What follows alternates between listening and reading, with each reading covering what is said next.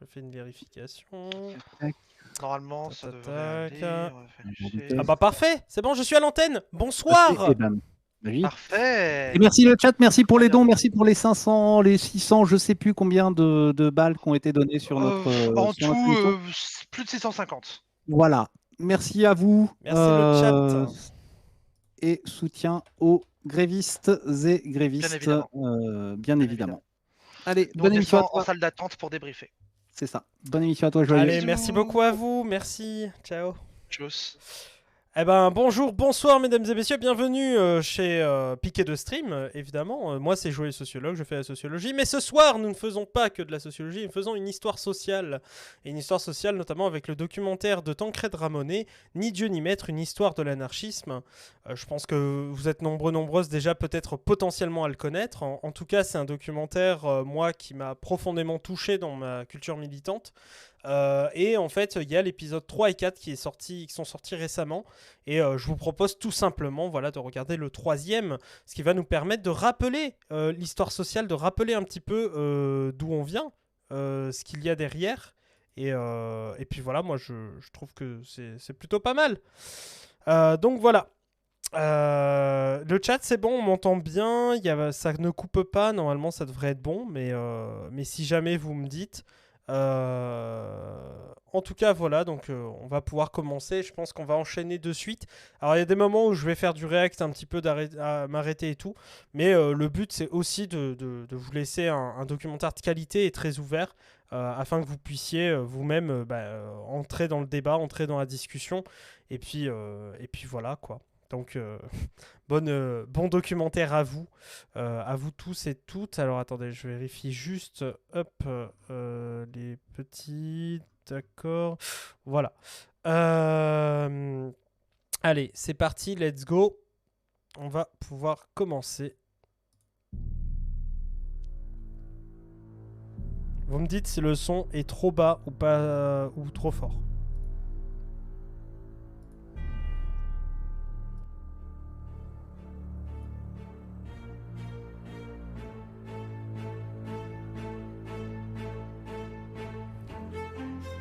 Journée de 8 heures. Démocratie directe. Retraite à 60 ans. Bourse du travail. Syndicat. Droit de grève. Écologie. Droits des femmes. Contraception. Union libre. Avortement. Congé payé. Sécurité sociale. Et éducation populaire. L'anarchisme, qui avait fini par montrer son vrai visage au grand soleil d'Espagne, entre avec la fin de la Deuxième Guerre mondiale dans une longue nuit peuplée de monstres. Dans l'euphorie de la victoire, on oublie les pactes, les passivités, les collaborations plus ou moins actives, et on efface les anarchistes de l'histoire. Décimés, isolés, oubliés, incapables de reprendre la lutte sur le front social, les libertaires choisissent alors de s'engager corps et âme dans la bataille culturelle. Ils s'inventent des symboles, recréent des solidarités et investissent de nouveaux champs de lutte.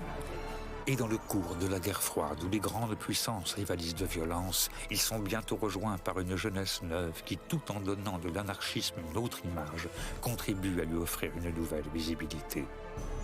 Mais ces nouveaux révoltés, qui rêvent de paix et prônent l'amour, avec pour seules armes des fleurs ou bien des pavés, se heurtent partout au pouvoir qui les réprime de la manière la plus féroce. Et c'est ainsi qu'à l'est comme à l'ouest et du nord au sud, l'anarchisme va petit à petit réoccuper le devant de la scène. Il diffuse ses idées dans la coulisse du mouvement pacifiste, il inspire les nouvelles formes de la contestation et anime enfin, autour d'un joli mois de mai, un mouvement insurrectionnel qui aurait pu changer la face du monde. Ah, totalement, hein. C'est un excellent documentaire. C'est derrière des fils de fer barbelés, au rythme d'une musique joyeuse, jouée par l'orchestre Tigane pour emmener un fugitif à son exécution, dans l'odeur sucrée du crématoire, et sous le regard insolent de maîtres qui croient qu'ils sont des dieux, que la seconde partie du XXe siècle commence aussi pour les anarchistes. À Mauthausen, où des milliers d'anarchistes allemands, autrichiens, italiens, français et espagnols, arrêtés par la Gestapo ou livrés par la police de Vichy, laissèrent leur peau. Coucou Cruz. Quand vient l'heure de la libération, bien que les antifascistes saluent en espagnol les forces alliées, Les quelques libertaires qui ont survécu à la guerre ne peuvent que constater que le mouvement anarchiste s'est en Europe réduit comme une peau de chagrin et qu'il a perdu presque toute son influence. Il se replie sur lui-même. Après l'échec de la Révolution espagnole et au lendemain de la Seconde Guerre mondiale, les anarchistes ne représentent plus qu'un mouvement minoritaire qui ne fait que ressasser ses vieilles idées, sa mythologie, en tournant en rond, sans avoir plus aucune influence sur les mouvements sociaux. Alors, effectivement, on peut dire qu'après l'échec de la Révolution espagnole et la Seconde Guerre mondiale, l'anarchisme entre vraiment dans une longue nuit.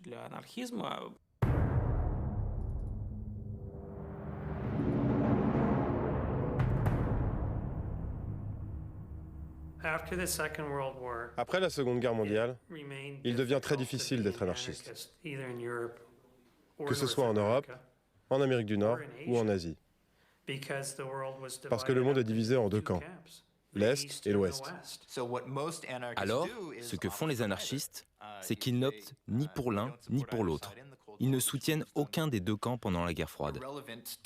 Et cela les exclut de la scène politique mondiale. On se sent très seul quand on est anarchiste pendant cette période. Au lendemain de la guerre, les anarchistes ne choisissent effectivement pas leur camp, mais ils recréent un peu partout des organisations. La Fédération des socialistes libertaires allemandes et les fédérations anarchistes françaises et italiennes se reforment dès la fin des combats. Au nord, l'organisation centrale des travailleurs de Suède devient le bastion libertaire le plus fort d'Europe. Et au sud, tandis que les exilés espagnols ouvrent une CNT à Paris, des groupes de résistance, formés notamment par Kiko Sabaté, qui attaque ici au mortier, reprennent sur la péninsule le combat contre la dictature franquiste. Même à l'Est, on voit renaître un courant libertaire, comme en Bulgarie où la Fédération des anarcho-communistes organise son congrès et rédige une nouvelle plateforme. L'Amérique latine n'est pas en reste, qui voit les anarchistes se regrouper par exemple au Chili et à Cuba au sein des grandes fédérations syndicalistes révolutionnaires. Tandis que l'Afrique a perdu momentanément toutes ses structures, la toute jeune fédération anarchiste japonaise, emmenée par Ishikawa Sonshiro, et la fédération des bâtisseurs d'une société libre créée en 1945 par les frères Lee Young-kyu et Lee Yeol-kyu, surnommés les Kropotkin coréens, témoignent quant à elles de la survivance de l'anarchisme en Asie. Mais c'est en dehors des organisations et grâce à l'un de ces courants méconnus que l'anarchisme commence dans cette longue nuit de l'après-guerre à revenir un peu dans la lumière. Ce qui se passe pour l'anarchisme, c'est que l'idée selon laquelle la guerre serait la santé des États, eh bien cela devient le cœur de la pensée libertaire, à cause de la Deuxième Guerre mondiale. Parce qu'il devient très clair que l'État est directement lié au fascisme, à la guerre, aux chaînes de commandement et aux dommages collatéraux. Le pacifisme libertaire ou anarchisme non violent, qui vient d'une longue tradition, connaît, avec le début de la guerre froide, un véritable regain. Héritiers de la Boétie, Shelley, Thoreau et Tolstoï, ces partisans veulent eux aussi radicalement changer le monde. Mais ils pensent à l'inverse des apôtres de l'insurrection armée, qu'il est possible et même nécessaire de le faire sans violence. C'est un argument que développent de nombreux penseurs de premier plan et qui se fonde sur l'attention particulière que les anarchistes accordent à l'adéquation entre les moyens et les fins. Les moyens que vous employez pour provoquer le changement social doivent s'accorder avec l'objectif que vous voulez atteindre. Si l'on se place dans ce cadre, le recours à la violence entre souvent en contradiction avec vos objectifs. En effet, si vous voulez construire une société basée sur la coopération, sur le consensus, la démocratie directe, sur la discussion,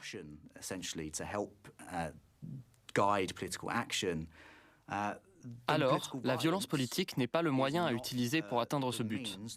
Il y a même de fortes chances pour qu'elle nuise à votre projet.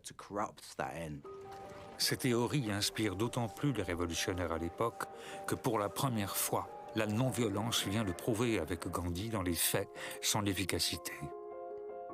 Mais alors que la guerre froide s'intensifie, c'est face à l'émergence d'une nouvelle menace à la fois globale et mortelle que les pacifistes libertaires peuvent commencer à se faire connaître et diffuser plus largement leurs pensées. Ça change fondamentalement l'état d'esprit, non seulement des anarchistes, mais de toutes les personnes critiques des pouvoirs établis. Parce que ça marque l'imagination. L'idée de cette perpétuelle menace de mort qui plane, cette bombe qui peut exploser à tout moment, ça a poussé les gens vers les mouvements pacifistes. La population s'est mise à demander la paix de manière passionnée. Contre la prolifération atomique, des mouvements antimilitaristes et pacifistes éclosent alors dans le monde entier. On se souvient par exemple en France du mouvement pour la paix et de celui des citoyens du monde de Gary Davis. Mais il y a aussi le Band the Bomb Movement qui s'étend d'Angleterre à Sydney. Et il y aura bientôt les gigantesques mobilisations contre la guerre au Vietnam. Certains sont d'ailleurs impulsés directement par les libertaires, comme le Vietnam Day Committee, que fondera Jerry Rubin, ou le mouvement pour les objecteurs de conscience, animé en France par Louis Lecoing. Mais s'il est vrai que presque tous les anarchistes sont alors pacifistes, tous les pacifistes ne sont pas pour autant anarchistes. On retrouve dans ces mobilisations des humanistes libéraux, des chrétiens progressistes, des socialistes plus ou moins radicaux, et toute une flopée de militants sans idées politiques arrêtées qui souhaitent juste avoir la paix. Les libertaires n'en décident pas moins de les rejoindre et en mettant en œuvre une sorte de stratégie du coucou, de s'investir dans les mouvements pacifistes. Ce n'est pas nouveau. Les anarchistes de la fin du 19e siècle faisaient exactement la même chose. Ils ne créaient pas de grandes organisations de masse, ils n'essayaient même pas de convaincre les gens de devenir anarchistes. Ce qu'ils essayaient de faire, c'était de radicaliser les gens, afin qu'ils décident de prendre leurs affaires en main. Ils diffusaient leurs idées et les gens s'anarchisaient. Et les anarchistes de l'après-guerre font exactement la même chose. Ce qu'ils essayent de faire dans ces mouvements, c'est de convaincre les gens qu'on ne peut pas avoir l'État sans la bombe. Si vous ne voulez pas de la bombe, vous devez vous débarrasser de l'État. C'est l'argument principal qu'ils mettent en avant.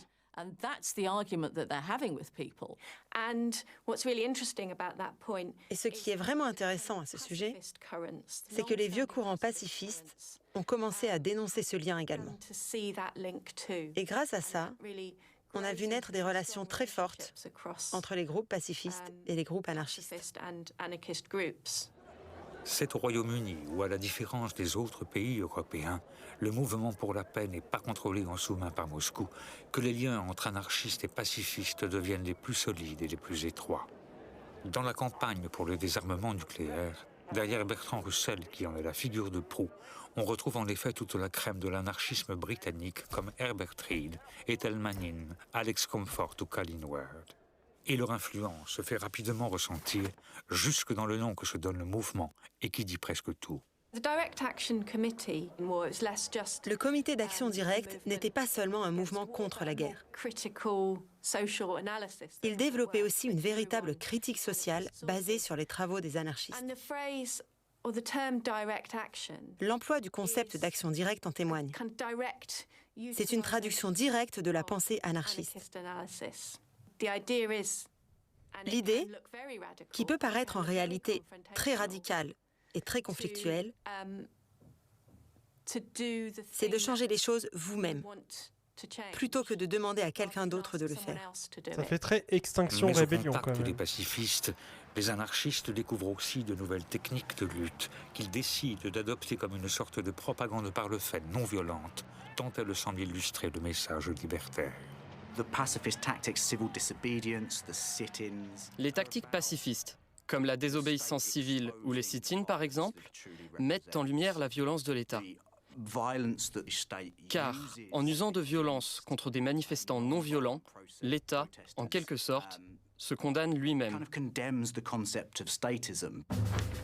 Convaincus que c'est un mouvement de masse qui peut leur donner l'avantage, le 17 septembre 1961, un appel est lancé pour une grande manifestation à Trafalgar Square.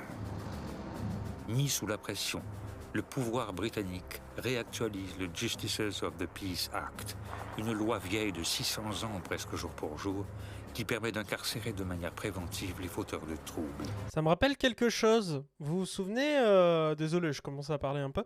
Vous vous souvenez la COP 21 ? Hein ? L'état d'urgence ? Tout ça ? Arrêter préventivement des militants écologiques ? C'est... Donc voilà. 30 de membres du comité sont d'ailleurs jetés en prison, dont Alex Comfort et Bertrand Russell, alors âgés de 89 ans. Oui, on enferme les vieux. Hein. À l'époque, les vieux étaient dangereux quand même. Donc bon. Le jour dit, pourtant, près de 15 000 personnes se rassemblent et font un sit-in sur la grande place de Londres. Là, cette démonstration de force non violente n'impressionne que la pellicule des caméras.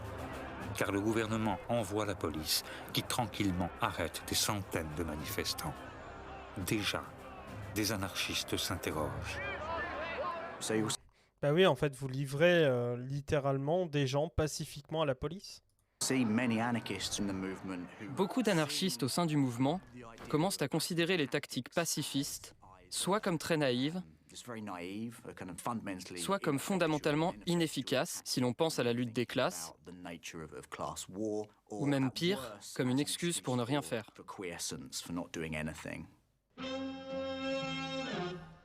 Nombreux sont les révolutionnaires, au Royaume-Uni comme ailleurs, à abandonner alors les tactiques pacifistes. Et quand par la suite des anarchistes accepteront de participer à des manifestations pour la paix, ce sera souvent pour y accroître la conflictualité. Mais il faut attendre les années 60 pour qu'au pays des fleurs, de nouveaux chevaliers blancs de la Révolution mettent, grâce à une nouvelle forme de lutte non violente, à proprement parler, le feu aux poudres. Bonsoir Octogame.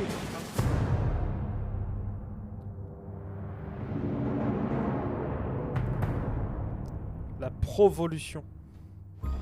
Très start-up quand même. Les 60s. Dans les pays occidentaux, le monde a bien changé. Les grands ensembles ont recouvert les ruines, le baby-boom a rajeuni les populations, le plein emploi remplit les porte-monnaies et le rêve américain commençait à coloniser les imaginaires. L'émergence d'une classe moyenne a même fait oublier l'ancien clivage social. On est entré dans la société des loisirs et de la consommation. Oui, non mais les 60s. C'est le règne des supermarchés, de l'automobile et de la télévision. C'est l'âge de... Mais je sens qu'il était content de le dire, hein. Les 60s. Les 60s. Le gouvernement a toujours choisi la solution de la violence et c'est efficace. Mais totalement. En fait, c'est même au-delà de ça. C'est-à-dire, faisons un peu de sociologie. C'est Max Weber, comme dirait Darmanin. C'est simple comme Max Weber.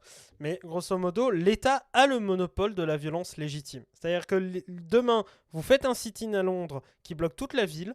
L'État décide de faire voter une loi dans laquelle, tout simplement, ou de ressortir une vieille loi, dans laquelle ils peuvent vous arrêter préventivement. Voilà. Vous êtes légitime à aller sur la place à Londres, hein, mais l'État sera toujours plus légitime que vous pour meurtrir votre corps, votre intégrité morale ou physique. Ce sera toujours le cas. Donc tant que vous aurez...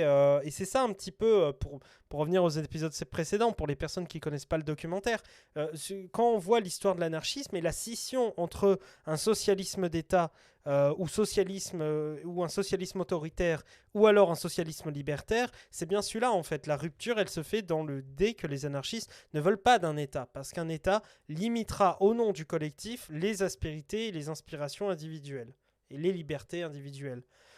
Et au nom du collectif, on peut tout faire, en fait. On peut faire des choses qui contreviennent au collectif lui-même, d'ailleurs. Et c'est pour ça qu'aujourd'hui, par exemple, sous un État néolibéral, on se retrouve effectivement avec une répression sans précédent dans les mouvements sociaux. Un mouvement social pacifié, hein, bien sûr, j'entends. Je ne parle pas des massacres d'État. Et surtout qu'on se retrouve dans des situations extrêmement socialement précaires pour plein de gens. Donc voilà. D'ailleurs, n'hésitez pas à faire des dons, les gens. Si vous avez un petit peu de pièces, sinon je fais l'abbé Pierre, pour donner au piquet de stream, en tout cas, aux caisses de solidarité. Mais merci beaucoup, en tout cas, à ceux et celles qui ont déjà donné et qui sont ici présentes. Voilà. D'or, du tabac, du rock'n'roll et du soda. C'est aussi le triomphe de l'État-providence qui impose aux révolutionnaires d'approfondir leurs critiques. Après la Seconde Guerre mondiale, vous avez un État beaucoup plus présent, qui promeut une éducation universelle, qui assure l'aide sociale pour tous, qui réglemente de plus en plus les droits des travailleurs, L'État semble donc plus bienveillant que les États d'il y a 100 ou 150 ans.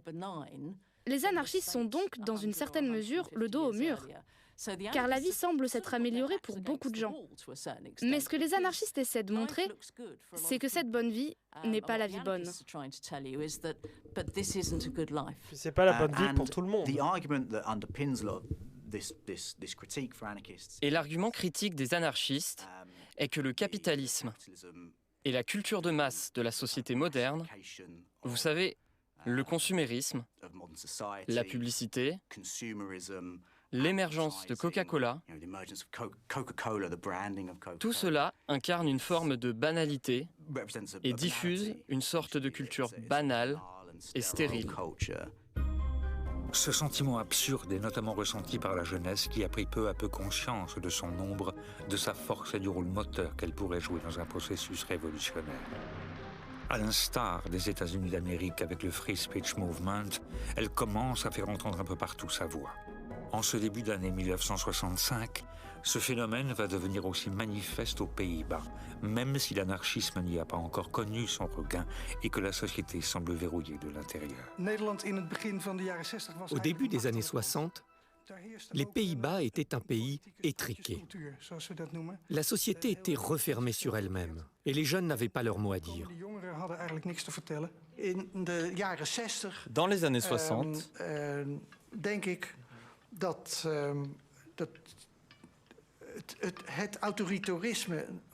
l'autoritarisme ambiant réfrénait tellement les jeunes qu'ils n'avaient pas d'autre choix que de se rebeller. C'est un jeune étudiant en philosophie qui décide ici de sonner l'heure de la révolte.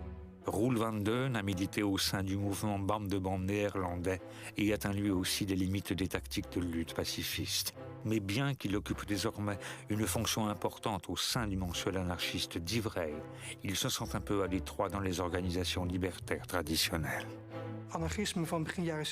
L'anarchisme des années 60, c'était en fait des anarchistes des années 20. C'était un groupe de vieux. Et lui, il était le seul jeune. Et il avait du mal à faire avancer ses nouvelles idées, ce qui provoquait beaucoup de querelles et de disputes. C'était des vieux. Il a donc quitté le mouvement anarchiste très déçu pour créer son propre mouvement et son propre magazine. Pour lancer son mouvement, Roel van Deun décide avec quelques camarades dont l'éditeur Opstalk de créer un journal. Il l'intitule... Ah oui, du Walter Benjamin, ouais. Provo. Un nom d'autant mieux choisi qu'en interpellant directement une partie de la jeunesse, qu'il surnomme provotariat, par opposition avec un prolétariat devenu, selon lui, incapable de changer le monde, il a le mérite d'énoncer tout un programme. Le mot en lui-même était tiré d'une thèse de criminologie. Il définissait une forme de délinquance et les provos ont décidé de l'utiliser de manière créative pour évoquer la façon dont on pouvait propager la résistance. Et c'était au travers de la provocation. Voilà l'idée. Donc, si vous pouviez transgresser ou briser les règles, ou vous engager dans une activité qui allait choquer ou irriter, voire faire enrager le pouvoir, et provoquer une réaction de sa part, alors vous pourriez attirer les gens dans un mouvement de résistance. Roel van Deun est bien le premier à théoriser le fameux cycle provocation, répression, mobilisation. Dans un tract, il en décortique précisément la mécanique et en affiche ouvertement les objectifs. La provocation, dans les circonstances actuelles, est devenue notre seule arme. Par la provocation, nous pouvons démasquer l'autorité. Uniformes, bottes, képis, sabres, chiens policiers, gaz lacrymogènes. Il faut la forcer à utiliser contre nous tous ces moyens de répression. Elle sera alors contrainte de montrer sa vraie nature. Elle deviendra de plus en plus impopulaire et l'opinion publique basculera en faveur de l'anarchie. Comme leurs textes ne sont tirés qu'à quelques centaines d'exemplaires, pour mettre toutes les chances de leur côté, les provos ressortent les vieux épouvantails. Ils impriment une recette pour fabriquer des bombes. Et cela crée immédiatement des tensions dans la ville. il y a des arrestations, la presse s'en mêle, et ça attire les jeunes qui sont en recherche d'action. Et donc, ça mobilise. Parce que ça fait exactement ce que ça avait pour but Il y de a des faire, tensions dans la ville. c'est-à-dire provoquer. Pour un coup d'essai, c'est bien un coup de maître. En quelques mois, le groupe passe d'une vingtaine de membres à plusieurs centaines. Mais s'ils arrivent à fédérer plus largement, c'est aussi parce que les provos ne font pas que provoquer. Ces partisans de l'action directe et de la propagande par le fait font des propositions et mettent en œuvre leurs idées. Afin de lutter contre la domination automobile, par exemple, ils inventent le plan vélo blanc et mettent des bicyclettes gratuites et en libre accès dans les rues d'Amsterdam. Ils font des happenings, manifestent contre les colonialismes anciens et nouveaux et imaginent des alternatives crédibles aux dérives de la société de consommation. À leur mesure et avec leurs faibles moyens, mais toujours sans violence, les provos essaient donc de changer le monde en le repeignant avec cette couleur blanche qui devient ainsi, au cœur des années 60 aux Pays-Bas, le nouveau noir des anarchistes. Mais le maire d'Amsterdam, Gijs van Hal, et Jan van der Molen, le chef de la police, considèrent toute cette agitation non pas comme de la provocation, mais comme de véritables menaces. Ils empêchent les happenings et font confisquer les vélos. Ah voilà, les vélos. Les vélos sont confisqués. On en est là. Genre, on en est là. Les provos les inquiètent d'autant plus qu'en ce mois de mars 1966, Amsterdam doit accueillir un événement de la plus haute importance. Or, une fois n'est pas coutume, les provocateurs pourraient se sentir provoqués et décider de passer à l'action. À ce moment, on apprend dans les journaux que la princesse héritière venait de se fiancer avec un Allemand. Un Allemand qui avait été membre de la jeunesse hitlérienne. Tiens donc. Et qui avait participé à la guerre comme soldat dans la Wehrmacht.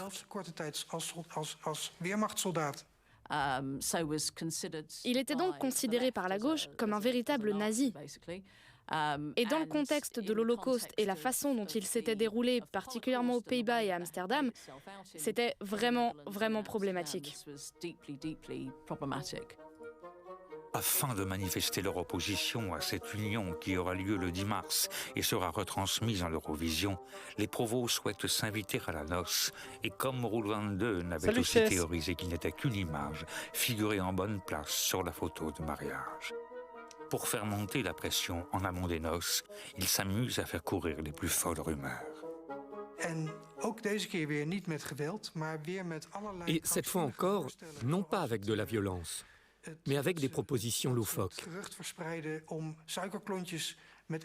Ils avaient dit, par exemple, qu'ils allaient mettre du LSD dans l'eau potable d'Amsterdam ou sur des morceaux de sucre pour les donner aux chevaux de la police. Ah bah bravo. Le LSD était la drogue en vogue à ce moment-là. Ouais, ça vient de là, c'est les anarchistes. Bonsoir, pirate à capuche. Bah, tout à fait. Tout cela a créé une sorte de panique.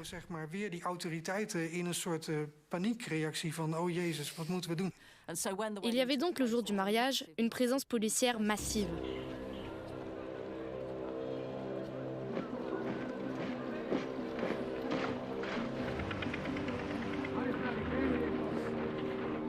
Au matin du 10 mars 1966, cette très forte présence policière a dû dissuader les provos d'agir. Car au début, tout semble bien se passer. Le carrosse royal fend tranquillement la foule et remonte au pas, sous l'œil borgne des caméras du monde entier, la place du Dam vers la Westerkerk. Malgré le gris du ciel et du noir et blanc, pour les millions de téléspectateurs qui regardent la cérémonie, la Hollande n'a décidément pas usurpé sa réputation de pays où il ne se passe jamais rien. La mariée est bien belle, le protocole fastueux et l'ordre assuré. Mais tout à coup, c'est la cohue, le désordre, la confusion. Comme au temps de la propagande par le fait, le terrorisme aurait-il à nouveau frappé sur le passage de têtes couronnées ? Pour la première fois depuis des dizaines d'années, des bombes ont explosé. Des bombes. C'était une bombe fumigène. Juste de la fumée. Depuis quelque temps, les provos s'étaient préparés. Pendant des nuits entières, dans un petit appartement clandestin, ils avaient minutieusement mélangé les 3 volumes de nitrate de potassium. Alors, écoutez bien. Pour faire une bombe fumigène, nitrate de potassium, avec les 2 volumes de sucre glace, et fabriquer ainsi plus de 200 bombes fumigènes qui n'ont besoin que d'une allumette ou d'un mégot pour partir en fumée. Un arsenal inoffensif, certes, mais à l'effet de souffle dévastateur. La stratégie était simplement de perturber l'ordre. On le fait partir en fumée. On enfume tout. C'est de l'enfumage. Et on ne le voit plus, donc on l'élimine. C'est évidemment un geste théâtral. Ça en a mis un coup à toute cette pompe et à tout ce faste. Et les autorités se sont senties ridiculisées, ce qui les a mises en colère. Et c'est ce qui explique pourquoi la répression par la suite a été si sévère. Avant que le journal Le Télégraphe n'exige rien de moins que la solution finale de la question Provost, le chef de la police demande déjà la tête des meneurs. La maréchaussée arpente la ville avec des mégaphones. Toute manifestation est interdite. Le moindre attroupement est violemment dispersé. Dans les rues d'Amsterdam, la chasse au Provost est ouverte. Ah ben ça a bien marché la provocation. La répression Coucou messieurs. Frappe.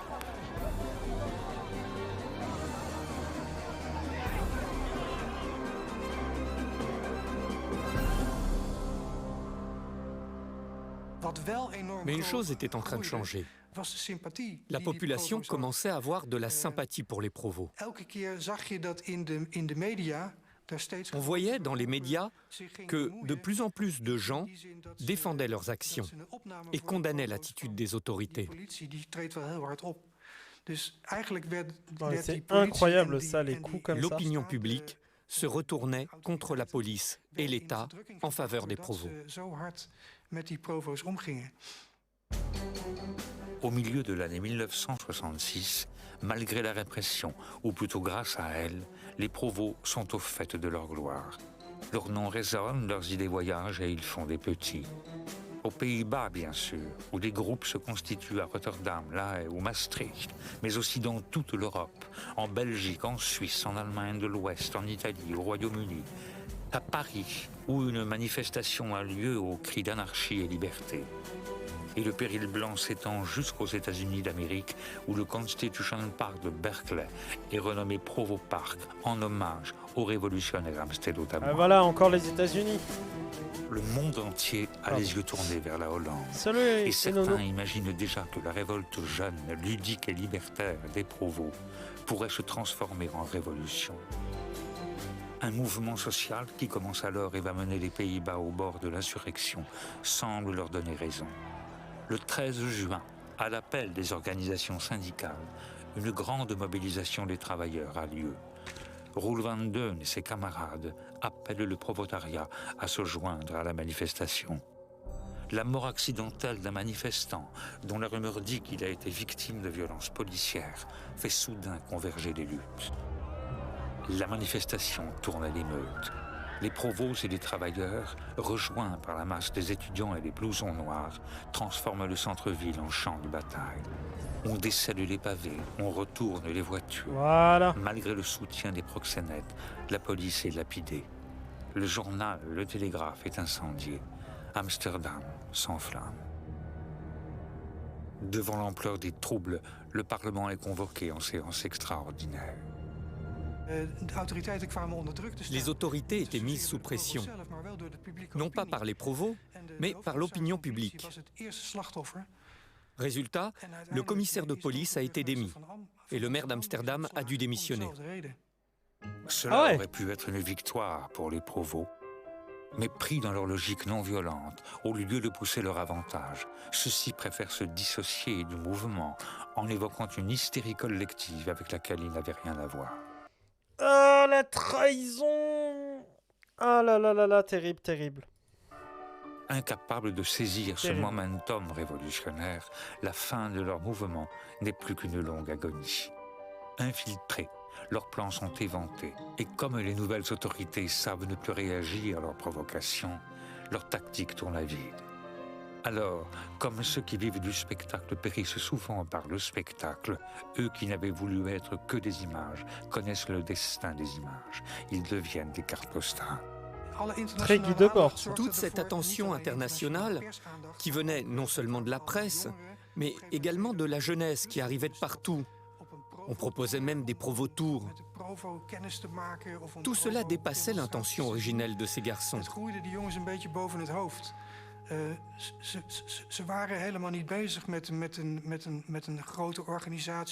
C'était juste un club de rebelles au départ. Dans un dernier sursaut, Roel van Deun et ses camarades décident de dissoudre le mouvement. Le 15 mai 1967, ils se réunissent dans le coin des orateurs du Wandelpark et annoncent la fin du mouvement Provo.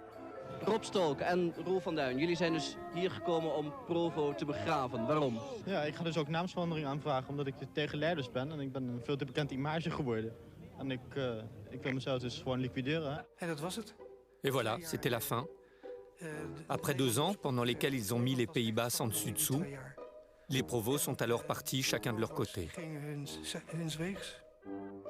Roel van Deun confiera plus tard à propos de l'échec du mouvement Provo. Notre seule erreur est d'avoir visé trop court. La geste des Provos d'Amsterdam est aujourd'hui relativement tombée dans l'oubli. Elle aura cependant une influence décisive dans les années suivantes. Car inspirés par leurs idées et leurs stratégies, mais aussi conscients des limites de leur mouvement, d'autres libertaires vont reprendre leur flambeau et faire en 1968 l'espace d'un printemps bourgeonner toutes les espérances révolutionnaires.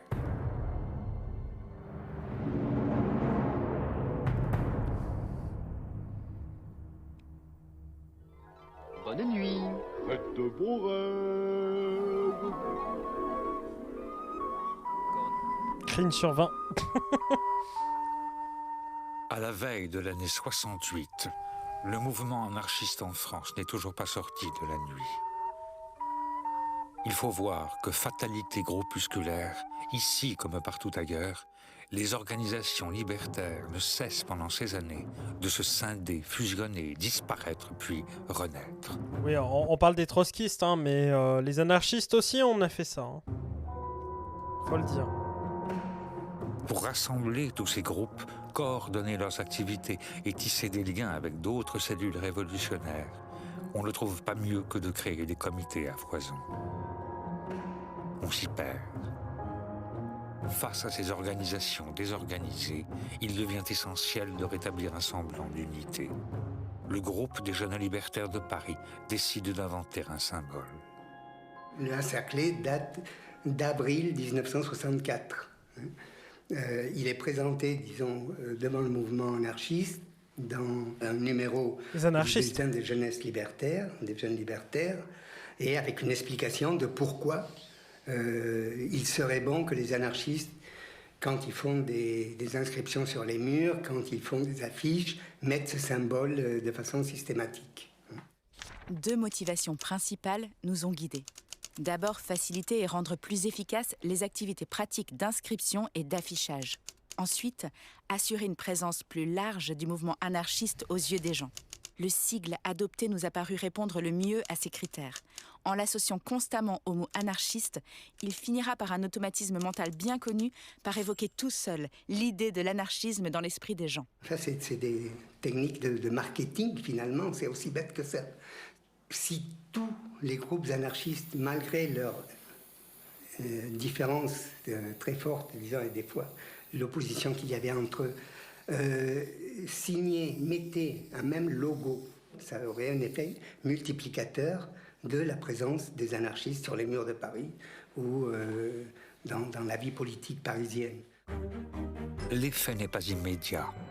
Et alors que dans les années suivantes, des libertaires sont un peu partout à la manœuvre dans les révoltes conduites par la jeunesse, comme en Italie où les étudiants affrontent la police lors de la grande bataille de Valle Giulia, en Allemagne de l'Ouest où les émeutes de Pâques viennent répondre à la tentative d'assassinat de la figure du mouvement étudiant Rudi Dutschke, aux États-Unis d'Amérique où le mouvement contestataire s'oppose à la guerre au Vietnam et exige l'égalité des droits, mais aussi dans le bloc de l'Est avec les manifestations contre la censure en Pologne ou le printemps de Prague en Tchécoslovaquie. En France, on ne voit toujours rien venir. Un grand journal du soir prétend même que la France s'ennuie.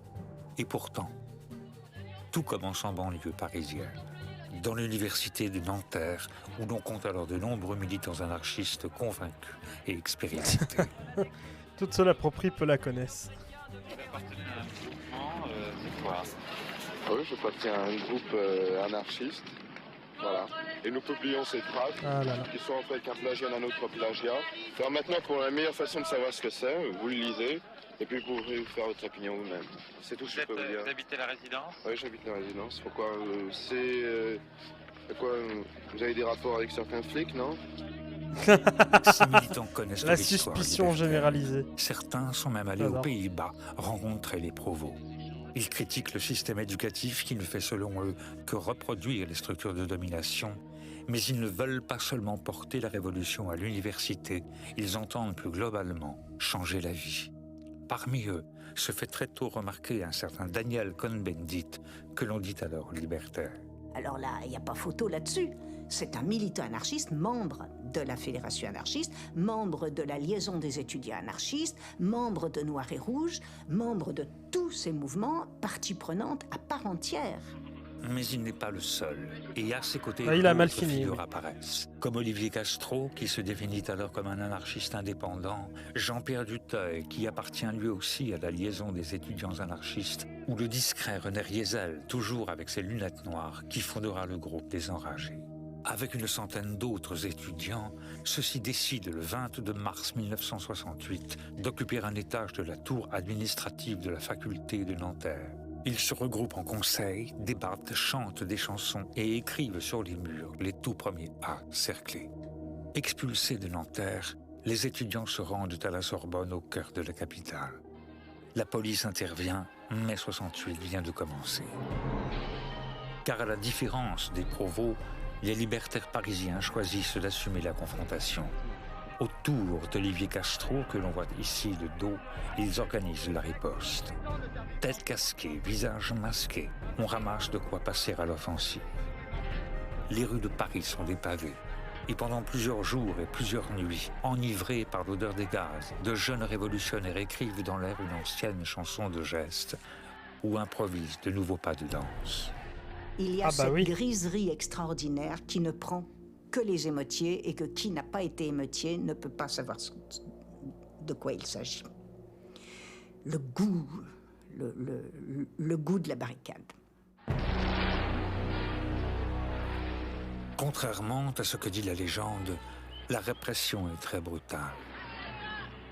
Mais rien n'y fait, le quartier latin tombe aux mains des insurgés.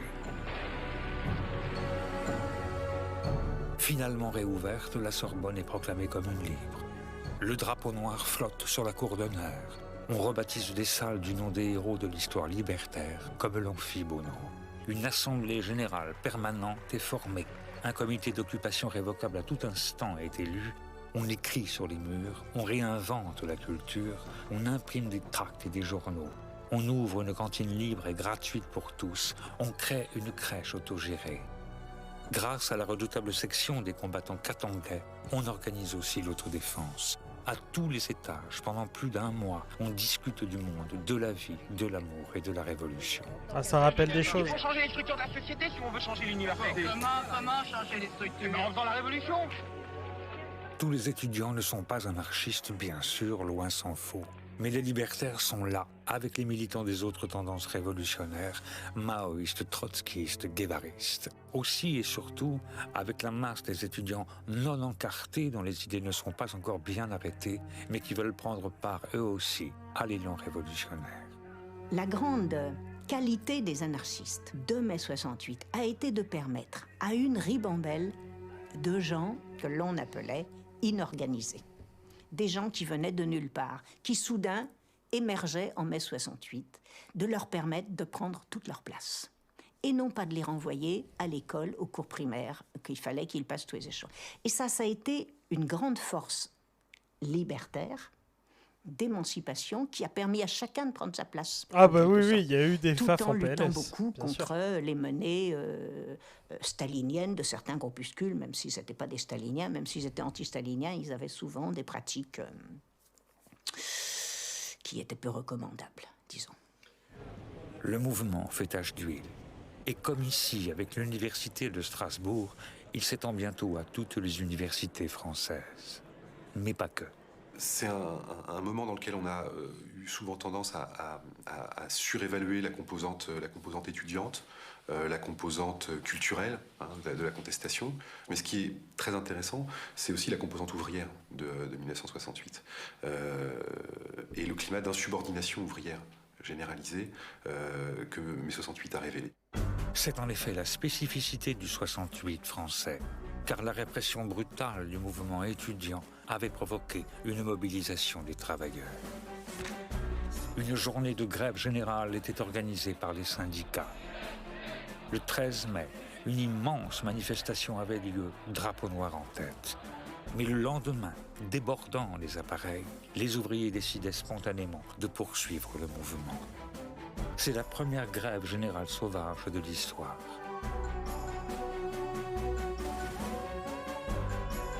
Tous les secteurs sont touchés, non seulement les grands groupes publics, mais encore les entreprises privées, des plus grandes aux plus petites. Les centrales sont arrêtées, les cheminées ne fument plus.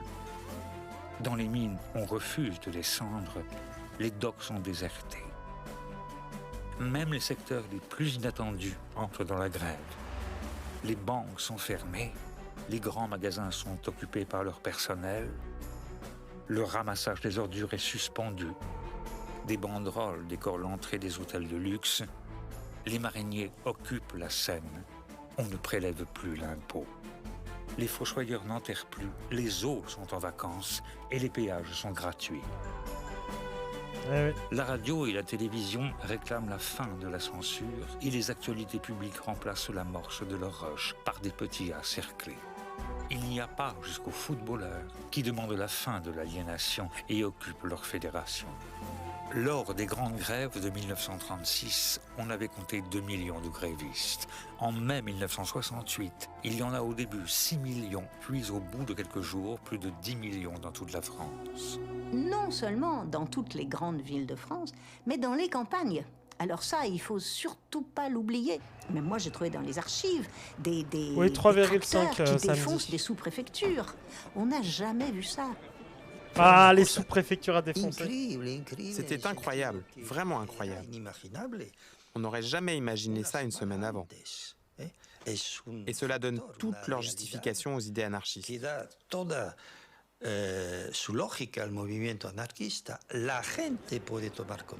Les gens sont capables de prendre conscience. L'anarchisme, ça se vit. Les gens sont capables, s'ils sont conscients, de le vivre de manière immédiate. Spontanément, les gens se transforment en anarchistes ou en libertaires, comme s'ils l'avaient toujours été. Ces prémices révolutionnaires laissent bien sûr de côté certains aspects fondamentaux de l'émancipation. Le patriarcat n'est que partiellement dénoncé, ce que l'on n'appelle pas encore les minorités demeurent invisibles et la question écologique n'est pas posée. Mais on parle partout d'autogestion et de démocratie directe, et vers la fin mai, on commence à imaginer la disparition des frontières du travail et de l'argent. Il y avait des travailleurs qui occupaient leur entreprise d'informatique, comme il y avait de nombreux autres lieux de travail occupés. Et ils prenaient un bain de soleil sur la terrasse de l'entreprise. La direction est venue pour leur demander « Que voulez-vous ? Quelle est votre plateforme de revendication ?» On ne veut plus travailler. On ne veut plus de cette société. Oui, d'accord, on comprend, mais au niveau des horaires, du salaire, qu'est-ce que vous voulez? C'était un dialogue de sourds. C'est comme une chape de plomb qui explosait et les joies de vivre, les exubérances ont repris leurs droits. Et quand les exubérances reprennent leurs droits, comme Raoul Vaneigem l'a si bien dit, eh bien les gens reprennent envie de vivre, le goût de vivre et le goût des audaces. Mais ces audaces ne sont pas du goût de tous. Dans l'urgence, le chef de l'État convoque un conseil extraordinaire. Ah, j'ai pas vu. Merci pour le don. La propriété, c'est le vol. 131 € et 20 centimes. Merci beaucoup. Un 13-12. Pour résumer l'opinion du président de la République, C'est la réforme oui, la chienlit non. C'est à Lyon où des anarchistes convaincus, structurés et organisés sont aux avant-postes du mouvement que la réaction commence. Il y a une forte présence anarchiste à Lyon, c'est vrai. D'abord, il y a une tradition anarchiste à Lyon, qui est ancienne. Ça, c'est une chose. Et donc, les gens s'inscrivent dans cette tradition anarchiste, les nouveaux anarchistes. Ah non, mais c'est très bien la propriété Salvol, merci beaucoup. Sont tous des anarchistes New Look, qui ont lu l'international situationniste et qui trouvent ça absolument formidable. Regroupés au sein de l'Hydre de Lerne, un groupe dissident de la Fédération anarchiste, ces libertaires New Look sont nombreux aussi dans le mouvement du 22 mars lyonnais. Ils ont occupé leurs facultés et essayé de faire la jonction avec les ouvriers des grands bastions que sont Berlier et la Rodiaceta. Mais à la différence de Paris, le mouvement est depuis le début resté assez sage. Or, le 24 mai, emmené par les anarchistes, le défilé se heurte à un impressionnant dispositif policier. Il se passe à Lyon une seule nuit de barricade, mais c'est une nuit de barricade qui est devenue en quelque sorte emblématique de mai 68 pour toute la France, car il se trouve qu'au cours de cette nuit des barricades, un commissaire de police est décédé. Refluant de la place des terreaux sur la presqu'île, où il faut savoir qu'il y a eu 11 morts en mai 68. Les manifestants avaient décidé de marcher sur la dont préfecture 2 policiers de police qui se trouve sur l'autre rive du Rhône. Mais ça a été un meurtre criminel. Pour forcer le passage, dans la confusion, des révolutionnaires réquisitionnent un camion de chantier. Et le deuxième, il est controversé, c'est celui-là. Il est lancé à 5 à l'heure avec un caillou sur l'accélérateur. À 5 km à l'heure. Première, il avance tout doucement, tout doucement, tout doucement, et la police a 100 fois le temps de s'écarter pour laisser passer le camion. La police n'a pas besoin de s'écarter, puisque le camion dévie lentement et choque contre l'un des réverbères du pont. Mais à ce moment précis, le commissaire Lacroix, un commissaire de police, est pris d'un malaise. Il est mort parce qu'il était présent sur les faits la nuit des barricades. Il est mort de peur, il a fait une crise cardiaque au moment de l'arrivée de ce camion. Mais il n'a pas été touché par ce camion. Il a été acheminé en ambulance, ça j'ai trouvé l'archive, en ambulance à l'hôpital Grange-Blanche, et il a été soigné à cet hôpital. Il était vivant. Il a parlé avec les médecins et les infirmiers. Et puis au cours du traitement, 1 heure ou 2 après, il est décédé au cours du traitement. Voilà. Donc il n'est pas décédé écrasé par le camion. Eh bien messieurs, jusqu'à ces jours-ci... Et pourtant, le lendemain matin, aux premières heures du jour, le préfet de police de Lyon prend la parole en direct à la télévision et donne une autre version des faits. Et c'est ainsi que le commissaire René Lacroix, père de 3 enfants, fut écrasé entre le parapet du pont et ce camion. Le but était de criminaliser tout 68. Et effectivement, du fait qu'un commissaire de police est décédé, la réaction s'est emparée de cet événement pour en faire le cri de ralliement de la vengeance. Stratégie du choc et fabrique du consentement. Au cours des funérailles nationales du commissaire, on répète à l'envi la version policière. Le commissaire Lacroix, tentant de l'arrêter, fut écrasé entre le camion et la rambarde du pont. Il mourrait avec d'autres, cet événement souvent négligé de l'histoire de mai contribue à faire qu'en quelques jours seulement, l'opinion publique se retourne et la situation se renverse. Le pouvoir reprend l'avantage. Les manifestations sont interdites, les lieux occupés sont évacués et certaines figures du mouvement sont incarcérées ou, comme Daniel Cohn-Bendit, expulsées. Mai 68 a vécu. Mais si la révolution libertaire est manquée, grâce à la lutte, les travailleurs obtiennent tout de même de meilleures conditions de travail et de vie. Les lycées et les universités se démocratisent et la censure dans les médias recule momentanément. Et dans les années qui suivent, le rapport de force né du mouvement permet de conquérir certains de ces droits que les anarchistes réclamaient depuis des décennies, comme celui à l'avortement, confirmant en cela, s'il en était besoin, le vieil adage libertaire, selon lequel aucune tentative révolutionnaire n'est jamais vaine. La guerre d'Espagne, mai 68, sont effectivement des échecs. Mais les gens s'en souviennent comme d'un moment où il a été possible de renverser le régime. Et cette impression perdure. La remise en question des hiérarchies a été très profonde. Et jusqu'à aujourd'hui, rien n'a pu l'effacer. Juste, j'aimerais vous lire un petit passage sur mai 68 de la part de Daniel Guérin dans l'anarchisme. La révolution de mai 68 a été un grand coup de balai, donné par la jeunesse, non seulement la jeunesse estudiantine, mais liée à elle en raison de la solidarité de l'âge et de la commune aliénation, la jeunesse ouvrière. À l'université comme à l'usine et au syndicat, la dictature des adultes en place, qu'ils fussent maîtres, patrons ou bons syndicaux, a été contestée, mieux, profondément ébranlée. Et cette explosion inattendue surgit comme un coup de tonnerre, contagieuse et dévastatrice, a été dans une large mesure anarchiste. Elle a eu pour origine une critique non seulement de la société bourgeoise, mais du communisme post-stalinien, s'approfondissant d'année en année dans le milieu universitaire.